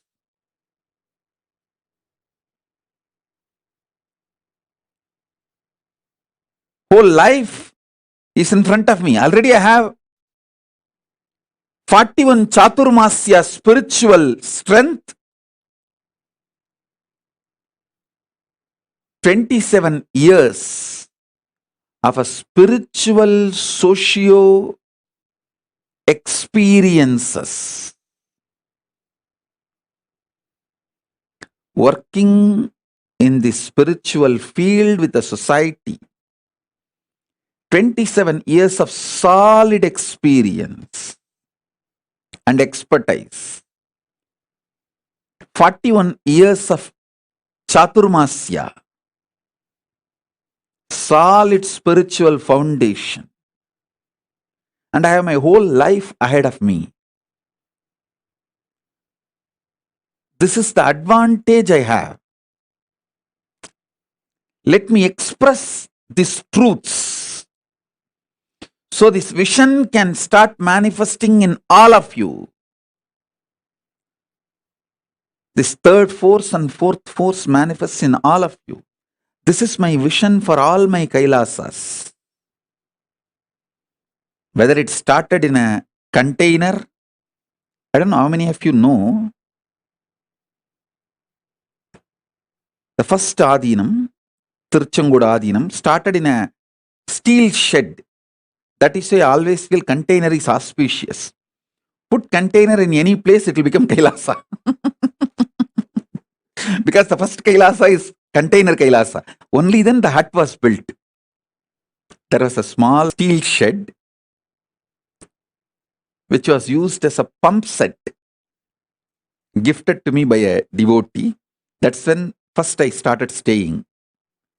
From there only I built the hut.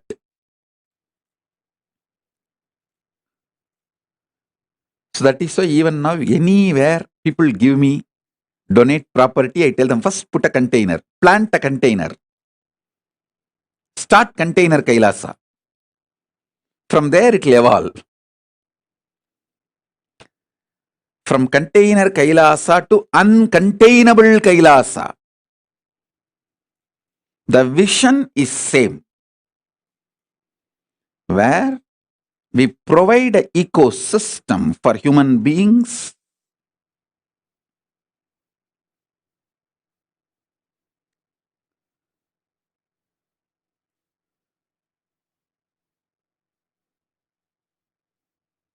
to have a healthy, wealthy,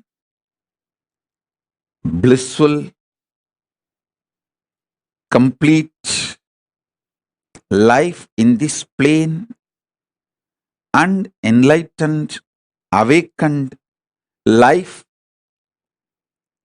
with the higher zones, vertical zones.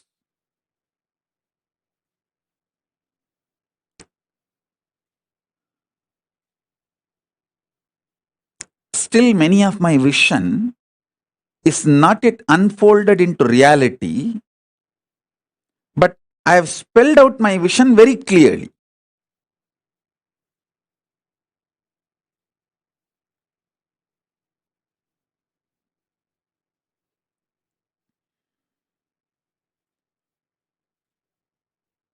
It will unfold when more and more collective integrity starts happening. For example, I wanted to evolve the Sambhavana system. The Grihasthas can make wealth for their personal life and expenses. Working for Hinduism, for Kailasa, like a win-win. You strengthen the Kailasa and you also get personal income. This was the vision I revealed maybe 2005 or 6 with a project called Anand Samaj. Is a kind of a communities evolving everywhere.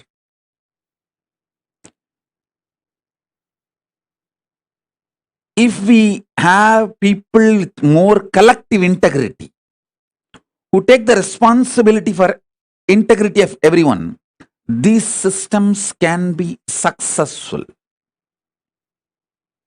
These things can be successful.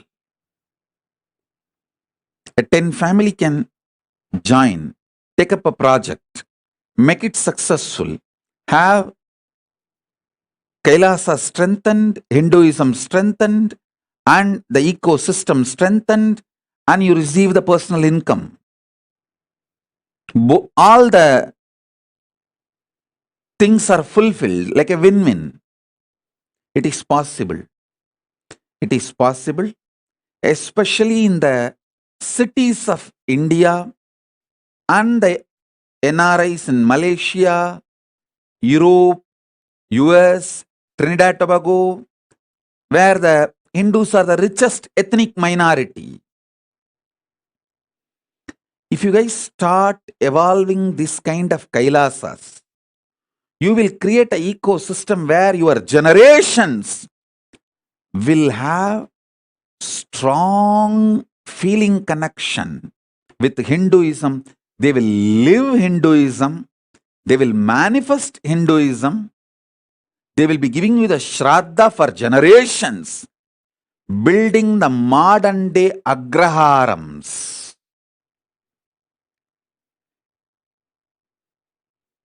Temple-centric communities, கோவில் பெருங்குடிகள்.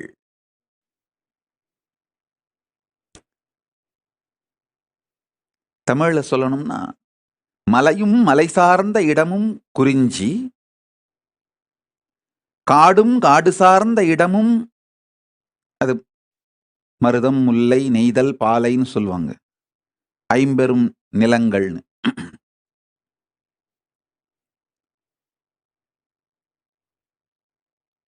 காடும் காடு சார்ந்த இடமும், வயலும் வயல் சார்ந்த இடமும், கடலும் கடல் சார்ந்த இடமும், குறிஞ்சி, முல்லை, மருதம், நெய்தல், பாலை 5 நிலங்களை சொல்வார்கள். மலையும் மலை சார்ந்த இடமும் குறிஞ்சி. அது எனக்கு தெரியும். காரணம்னா நான் அந்த மலை சார்ந்த இடத்திலே பிறந்து வளர்ந்ததால். அதுபோல நன்றாக புரிந்து கொள்ளுங்கள். 6ஆம் நிலம் ஒன்று உண்டு. கோவிலும் கோவில் சார்ந்த இடமும் Kailasam.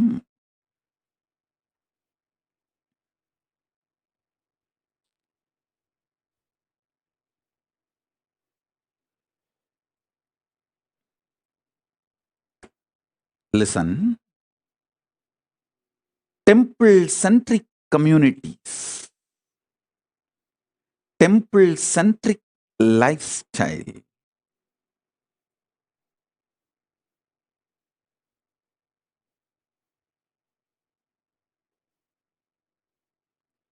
it's all just in each city few families need to have that collective integrity. It cannot be done through autocracy or democracy. Autocracy, democracy, all crazy. All just crazy. Democracy means the mass is cheated, that they are empowered individuals. Autocracy means people being ruled and at least hold the rulers responsible historically.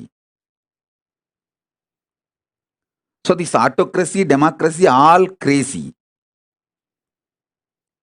Neither autocracy nor democracy is going to work for the future. It's collective integrity, responsibilism only is going to work for the future.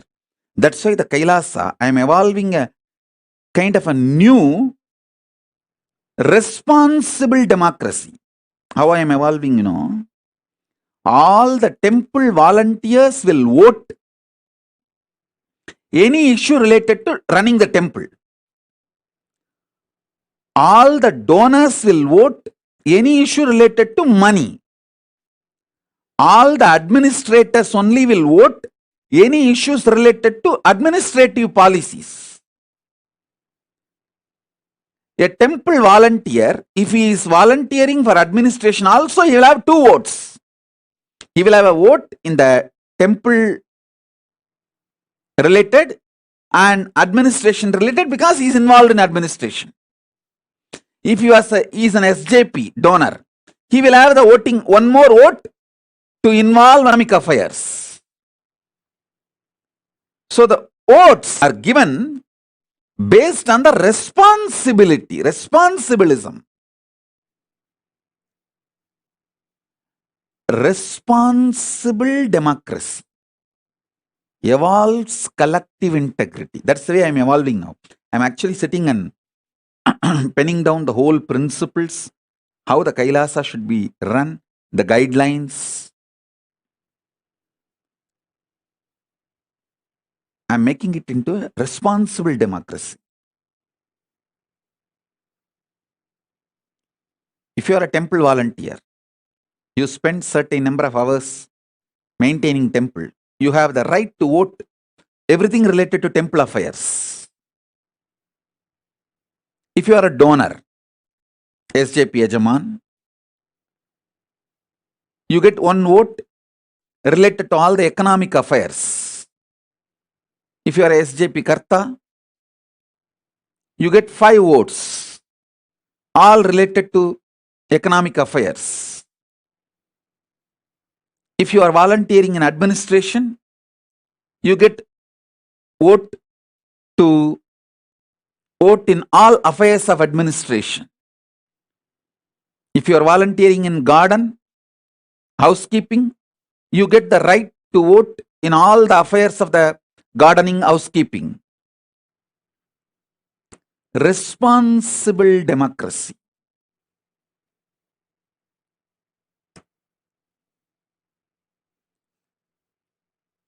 That's the way I am evolving this Kailasa.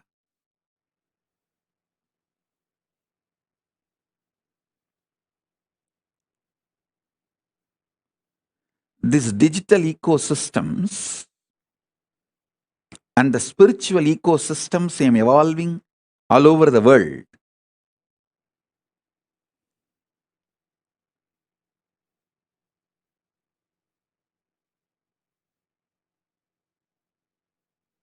From that time, my gurus have handed over me the first ashram from Tiruvannamalai. Then I did the first ashram in Tiruchengodu.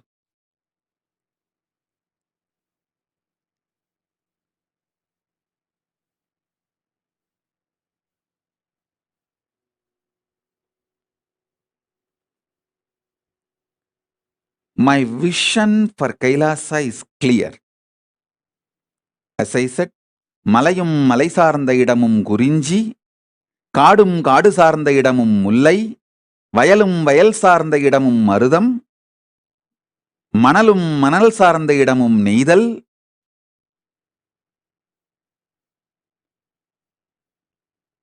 I think மணலும் மணல் சார்ந்த இடமும் பாலை, கடலும் கடல் சார்ந்த இடமும் நெய்தல். Then கோவிலும் கோவில் சார்ந்த இடமும்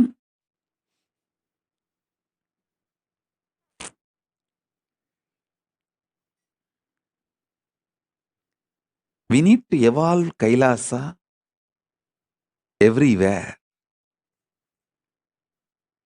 I am seeing some of the successful Kailasas. Banu Patel has done a best Kailasa in Oklahoma. Because naturally she has a beautiful collective integrity team built for her business. See, the business network she built is all from the family, and they all have already built a collective integrity. That is why that the Kailasa Oklahoma is such big success. The best kept deities, most beautiful rituals, they all gather, sing, dance, happily, inspire, live Hinduism, do Garba dance, Bhagavad Gita, Guru Puja, Shiva Puja, spirituality, meditation, yoga, whatever they can. I tell you, they already formed a ecosystem where their generations will learn more and more about Hinduism and live, practice.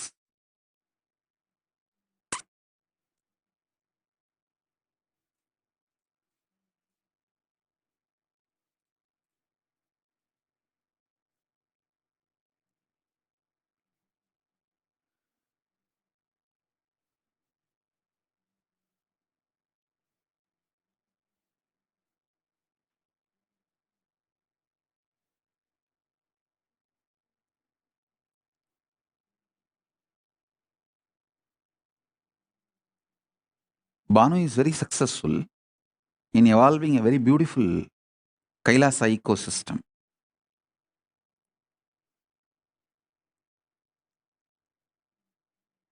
Maybe little more enlightenment, education, knowledge, all that will happen in course of time. But the ecosystem is successful. I feel everywhere, every city, in US, Europe,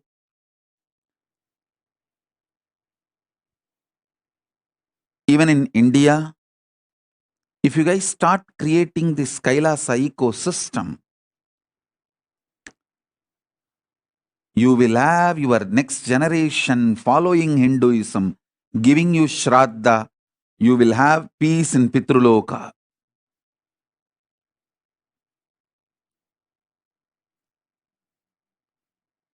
The Kailasa will evolve beautifully on the planet Earth. திரும்ப சொல்றேன். மலையும் மலை சார்ந்த இடமும் குறிஞ்சி, காடும் காடு சார்ந்த இடமும் முல்லை, வயலும் வயல் சார்ந்த இடமும் மருதம், கடலும் கடல் சார்ந்த இடமும் நெய்தல், மணலும் மணல் சார்ந்த இடமும் பாலை.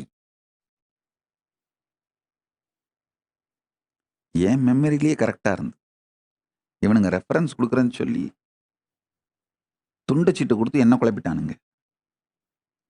எப்பவுமே நம்ம மண்டையை நம்புறது தான் பெஸ்ட். துண்டு சீட்டை நம்பினோம்னா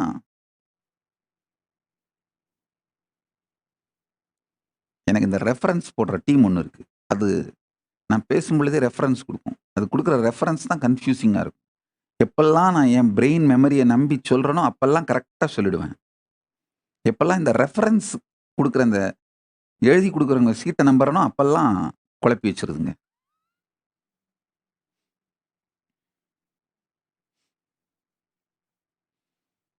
மலையும் மலை சார்ந்த இடமும் குறிஞ்சி, காடும் காடு சார்ந்த இடமும் முல்லை, மருதம், கடலும் கடல் சார்ந்த இடமும் நெய்தல், மணலும் மணல் சார்ந்த இடமும் பாலை, கோவிலும் கோவில் சார்ந்த இடமும் Kailasam.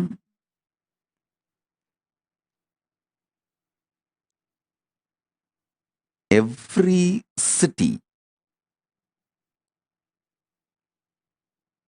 on the planet Earth, we should create Kailasa.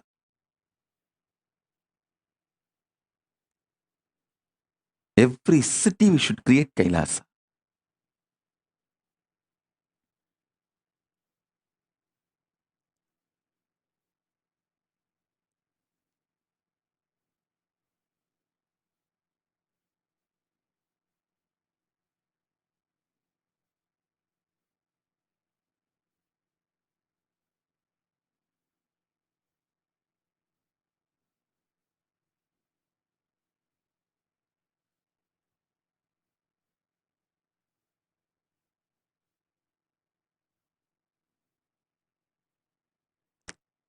Kailasa lifestyle is a beautiful preparation for you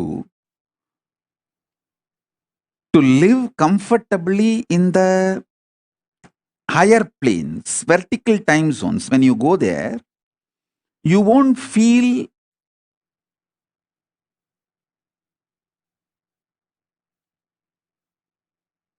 cultural shock.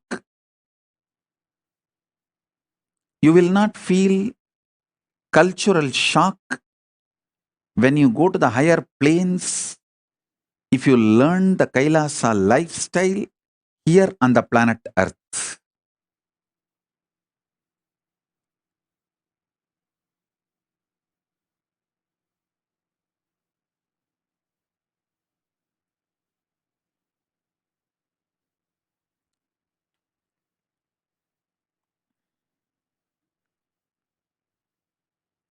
We just need some of the dedicated people. You see, you don't need cunningness, strategy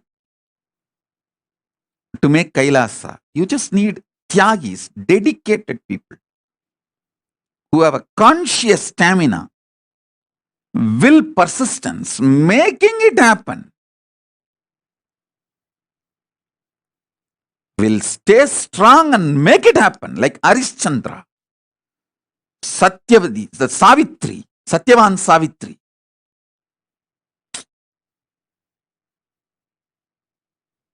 What a will, persistence. Nachiketa, will, persistence.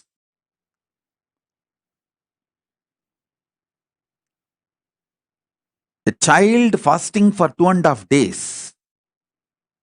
without food and water is equivalent to adult fasting for 2.5 years.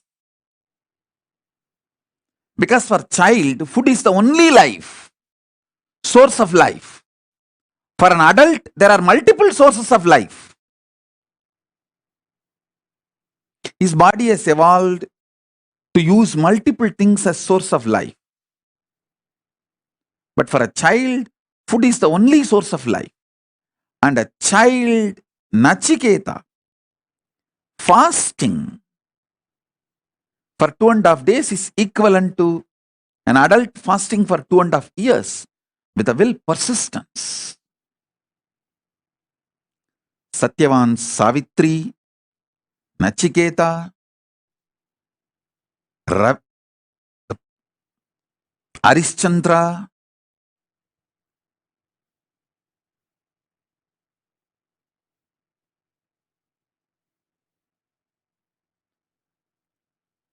what a will persistence. We need just few people with that kind of a conscious stamina, will persistence to create collective integrity, to make collective integrity for Kailasa to happen.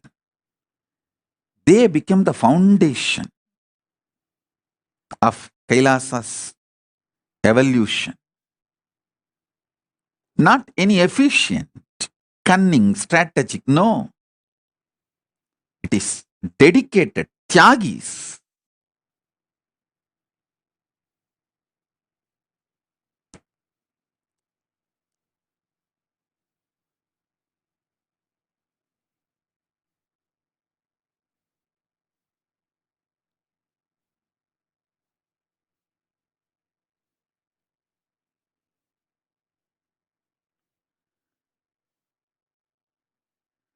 Earlier, the Kailasas are like luxury. But now, it is survival need.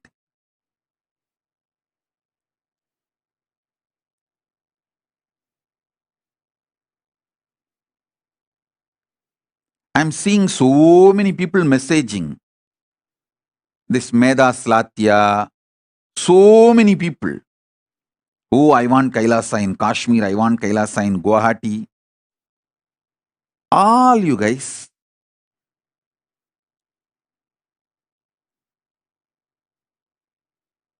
stop wasting my time if you can't take the responsibility.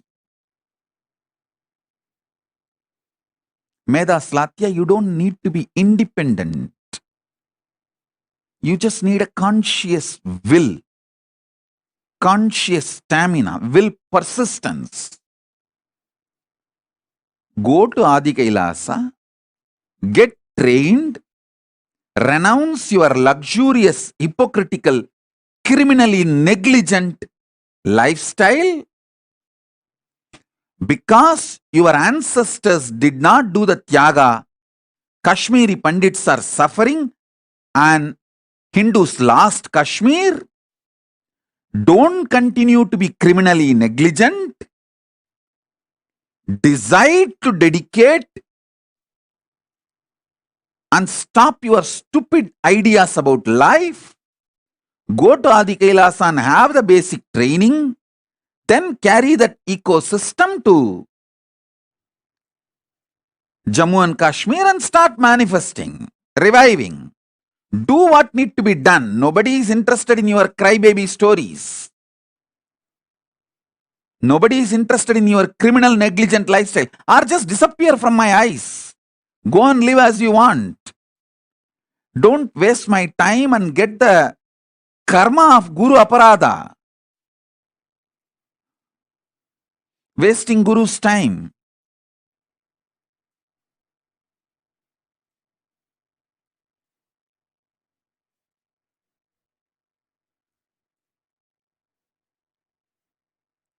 When I give a vision, everyone says, oh, I want to do, I want to do. Come on. There is a clear system I have evolved. Procedure.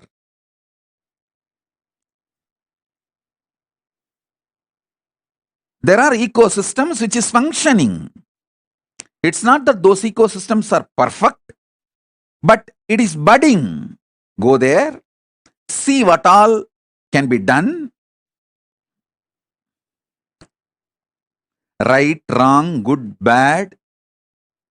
In that, learn the conscious stamina, will, persistence. Then take that to the different places we have. You don't even need to take the risk of buying new properties. We have multiple properties all over the world. You can go and start planting in any of our properties without any risk. Once you are successful in Adi Kailasa, in our properties, then go and do it in your city. There is a clear system and successful in multiple places.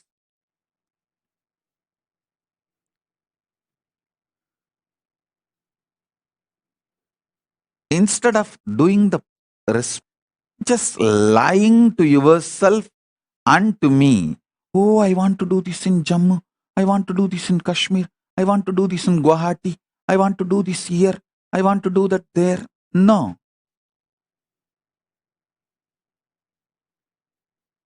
If you want to do it. If not, be criminal, negligent, Hindu, rot.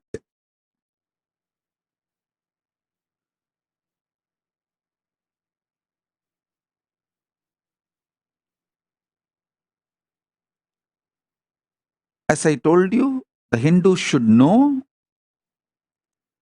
their negligence has crossed the level of casual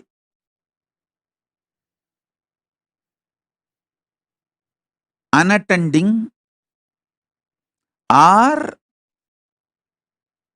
just blinded by the consumeristic lifestyle. All that level is over. Now it has gone to criminal negligent level.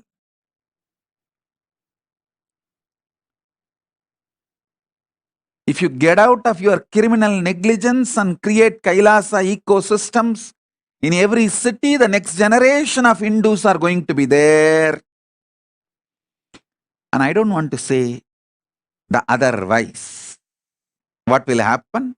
I don't want to utter through my mouth. Because I have to make it happen. I don't have a choice.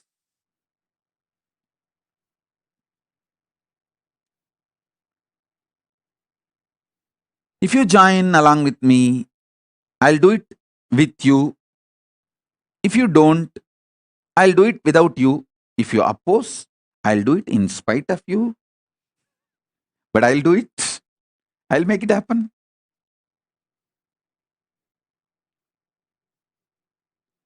வந்தால் உங்களோடு வராவிட்டால் தனியாக எதிர்த்தால் உங்களையும் மீறி செய்தே தீருவோம் Paramasiva Kailasam.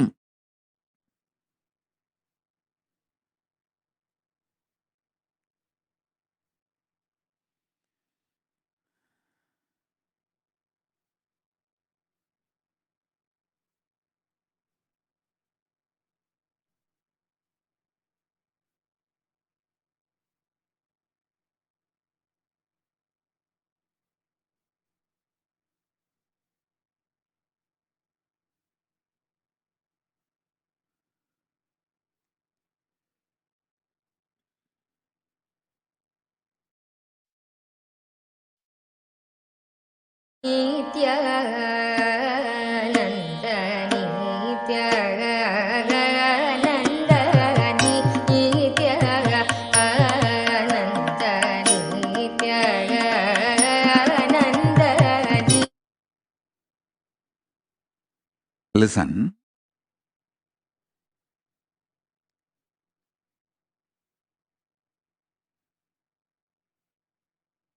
we need to address seriously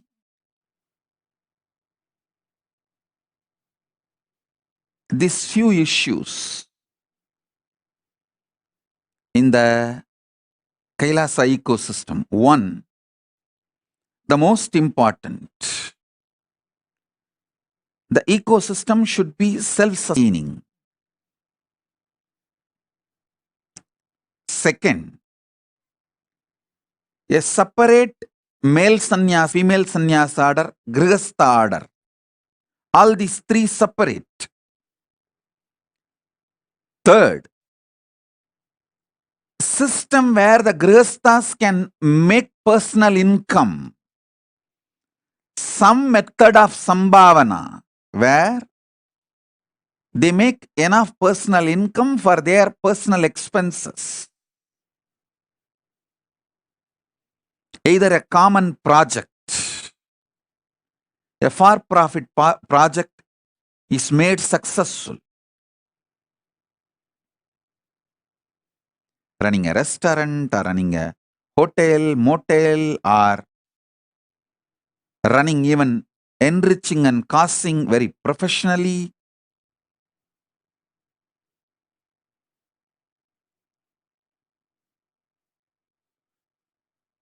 There are multiple possibilities. Hinduism has some of the most beautiful, sure shot, result-based products. Yoga, life solutions. You can share all these. And wherever Paramashiva allows, you can make money. The money can be made. Where he does not allow money to be made, we can't. Following the economic policies of Paramashiva, we can make a beautiful ecosystem for grihasthas to make personal income. This is the third point to be addressed.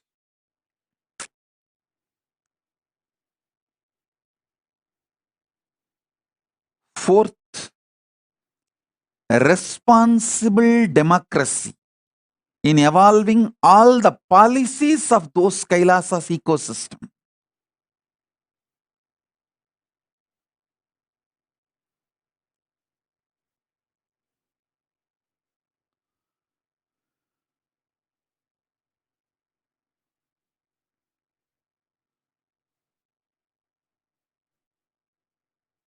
If this simple four fundamentals are maintained,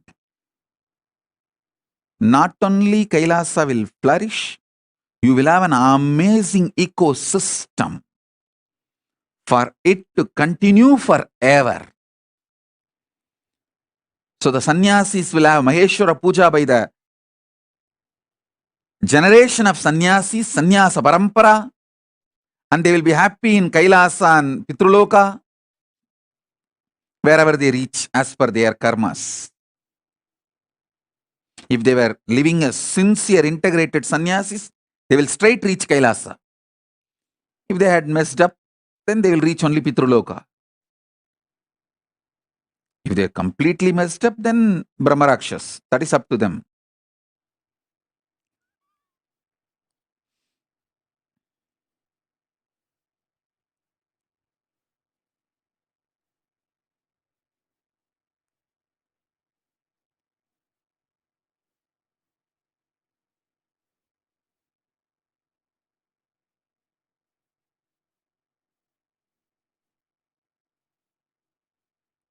All the grihasthas will have their generations.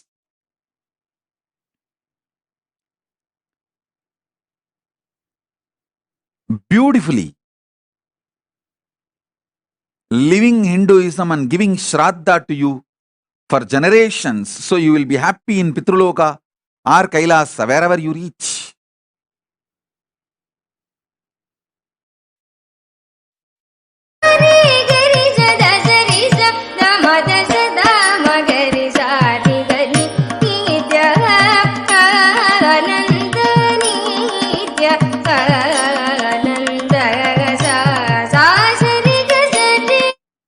These are the foundation, fundamental, practical truths.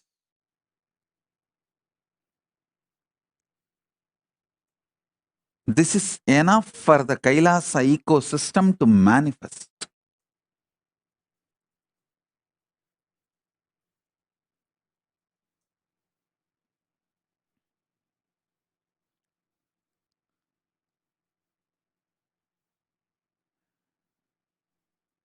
Living in the Kailasa ecosystem will make you manifest the third force, because continuously you will be getting the powerful clicks.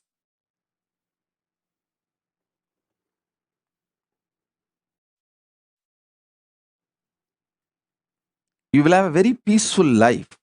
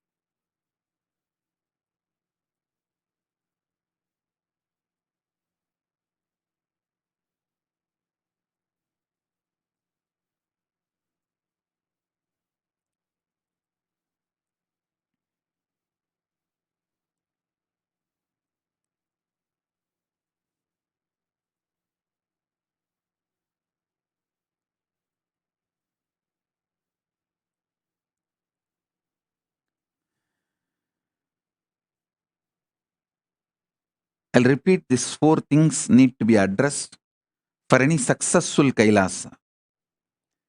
Separate place for male sannyasa order and female sannyasa order, which will include their own temple, their own gurukuls for that gender.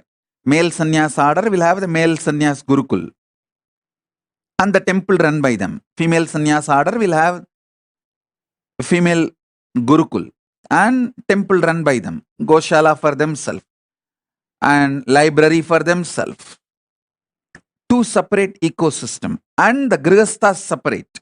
Grihasthas will have their own library and their own temple, their own goshala or any other projects. All three separate campus so that each one's ecosystem is not disturbed by the other's ecosystem. Only then all three will be successful. If not, all three will go through idiotic comparisons, land into criminally destructive mental setup. Grihasthas feeling jealousy about the sannyasis and sannyasis feeling, sannyasis comparing themselves to grihasthas is extreme stupid.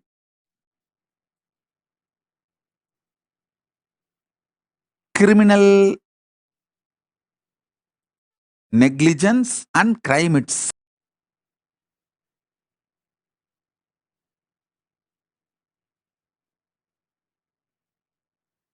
So all the three separate campus.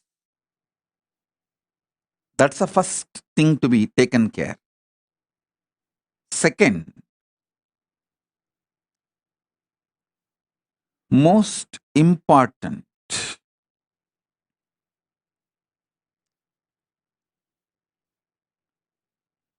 grihasthas should have a win-win, successful way of earning personal income, so they don't need to expect anything from the outer world or from the administration.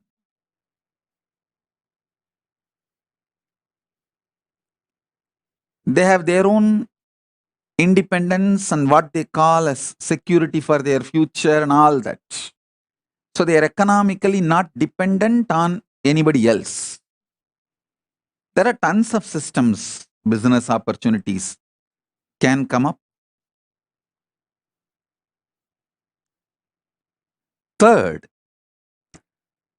responsible democracy with collective integrity.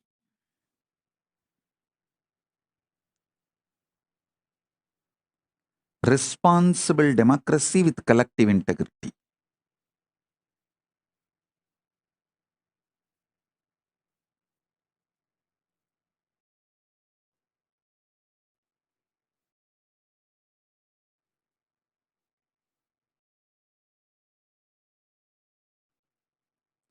Fourth, continuous intense inspiration.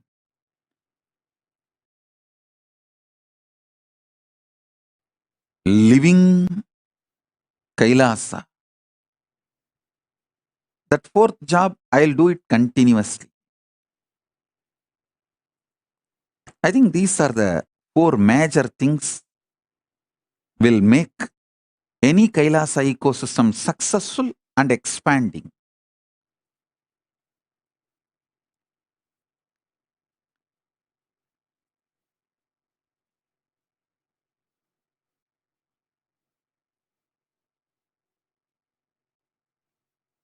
Based on these principles, you can create in each city on your own. It is not necessary. All the Kailasavasis have to have houses just in one campus. No. It can be near around the temple. You can settle down around the temple. For example, there are so many people, devotees who have settled down around the LA temple, Los Angeles temple. They are not in one campus, or it's not that owned by the central organization or anything. It's all their houses. But they have settled down around the Kailasa, Los Angeles. You can settle down around the Kailasa, San Jose, driving distance or walking distance, and start developing collective integrity. Start developing separate campuses for men and women.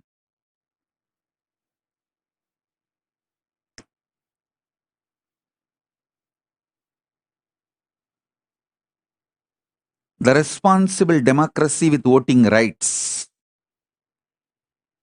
and collective integrity.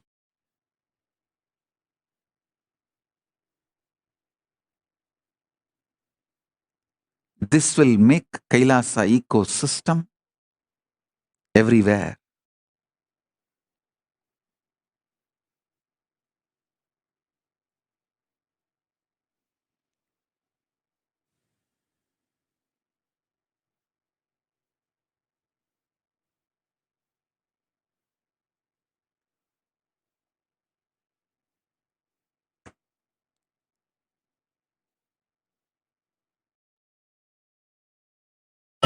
Nithyanandam, Om Nithyanandaya, Nithyanandam, Nithyanandam, Om Nithyanandaya, Nithyanandam, Nithyanandam, Om Nithyanandaya, Nithyanandam, Nithyanandam, Om Nithyanandaya, Nithyanandam, Nithyanandam, Om Nithyanandaya, Nithyanandam, Nithyanandam, Om Nithyanandaya, Nithyanandam, Om Nithyanandaya, Nithyanandam, Nithyanandam, Om Nithyanandaya, Nithyanandam.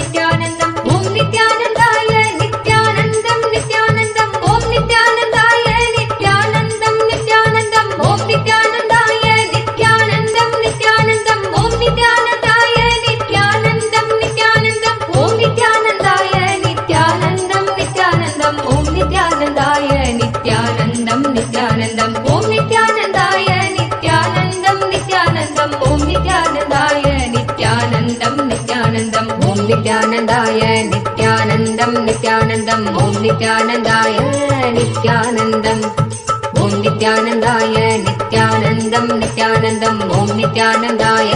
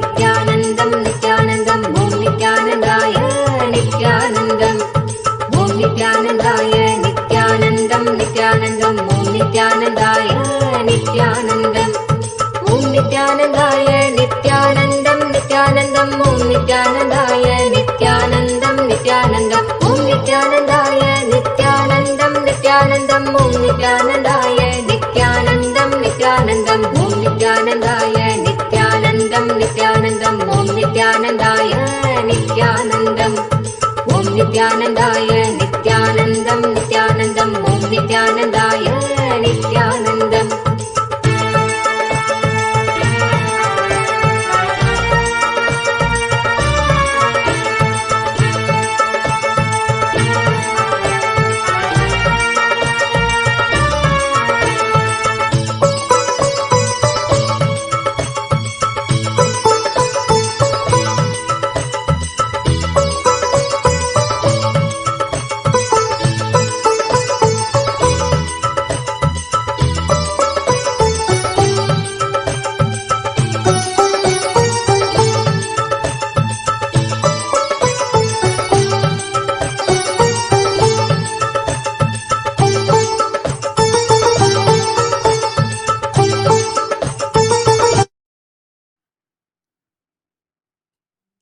So, let me repeat the 4 points I was giving as my vision.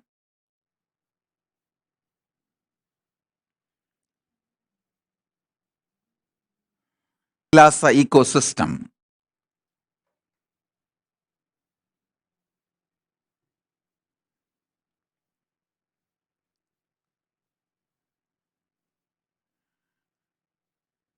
With a clear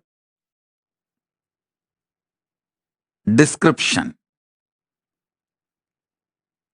and definition.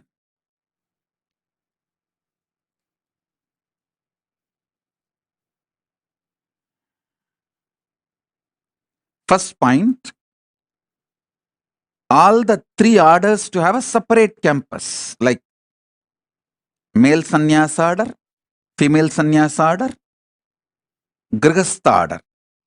All 3 self-sustaining. See, when I say male sannyasa order, it includes all the individual single male, like Rudras, Bhairava, Yoga, Sannyasi, Brahmachari, Vanaprasthi, all the orders where an individual lives life with himself. That all that male orders, one campus, including the male Gurukul. Next, female orders. The female orders are like Brahmacharini, Sannyasini, Vanaprasthini, not Rishika. Rishikas are more like a Grihasthas. Rishikas are married. So here the Vanaprasthinis are the... In some tradition, even Vanaprasthis live together as man and wife. But if the spouse is dead or divorced and you take Vanaprastha, you live alone.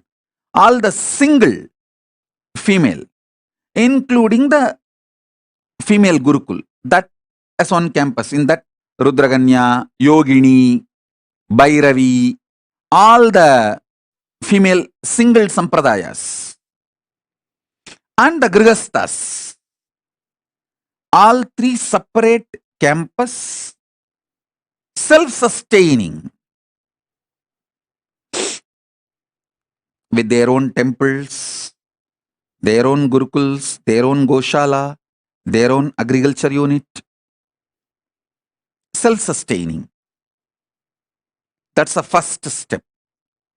Second step, where grihasthas are able to generate personal income through all the allowed business by Paramashiva. Paramashiva has given a clear list of allowed business where you can make money, sattvic money. All the allowed businesses can be explored. And private income, personal income is generated. Where it's like a win-win. You strengthen the Kailasa and Kailasa also strengthens you. Win-win. The third point is responsible democracy of collective integrity, where people who are responsible for that departments, that ministry, only has a right to vote the issues related to that ministry.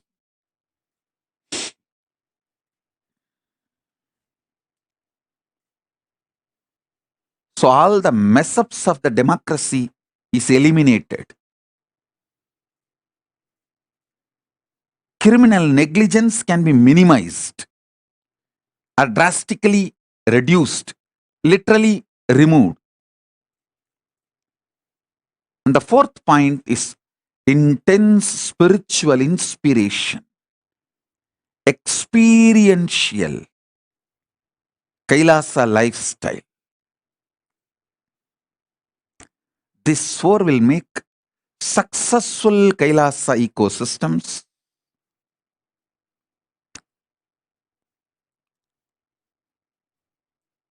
all over the world. We should think and work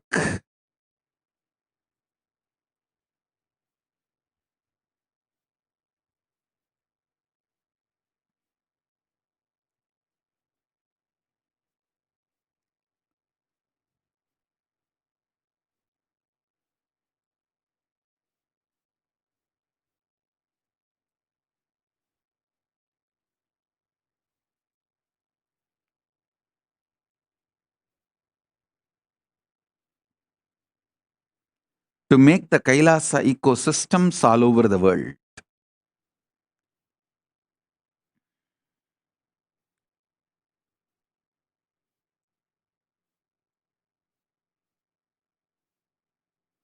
So all of you contemplate on this.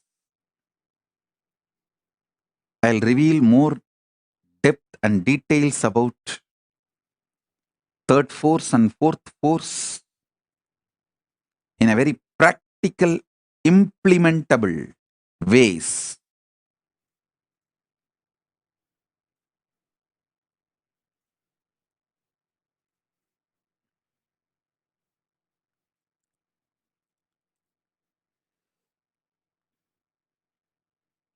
So with this,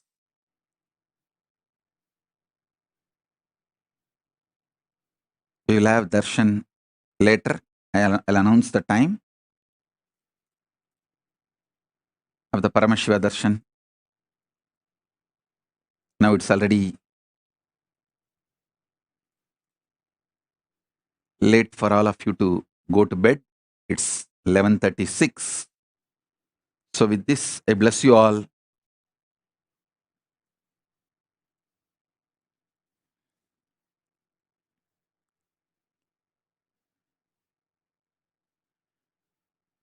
Let's all radiate with integrity, authenticity, responsibility, enriching, causing, living Paramadvaitam, Shuddhadvaita Saivam. The state, space, powers, being, superconsciousness, and Kailasa of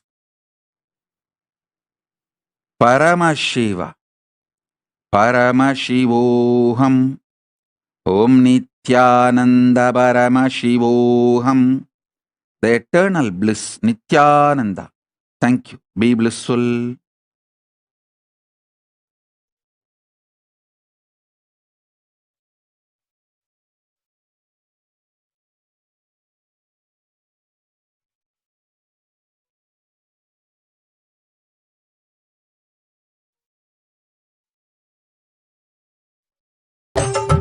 Nithyanandam, Om Nithyanandaya, Nithyanandam. Om Nithyanandaya, Nithyanandam, Om Nithyanandaya, Nithyanandam. Om Nithyanandaya, Nithyanandam, Nithyanandam, Om Nithyanandaya, Nithyanandam, Nithyanandam.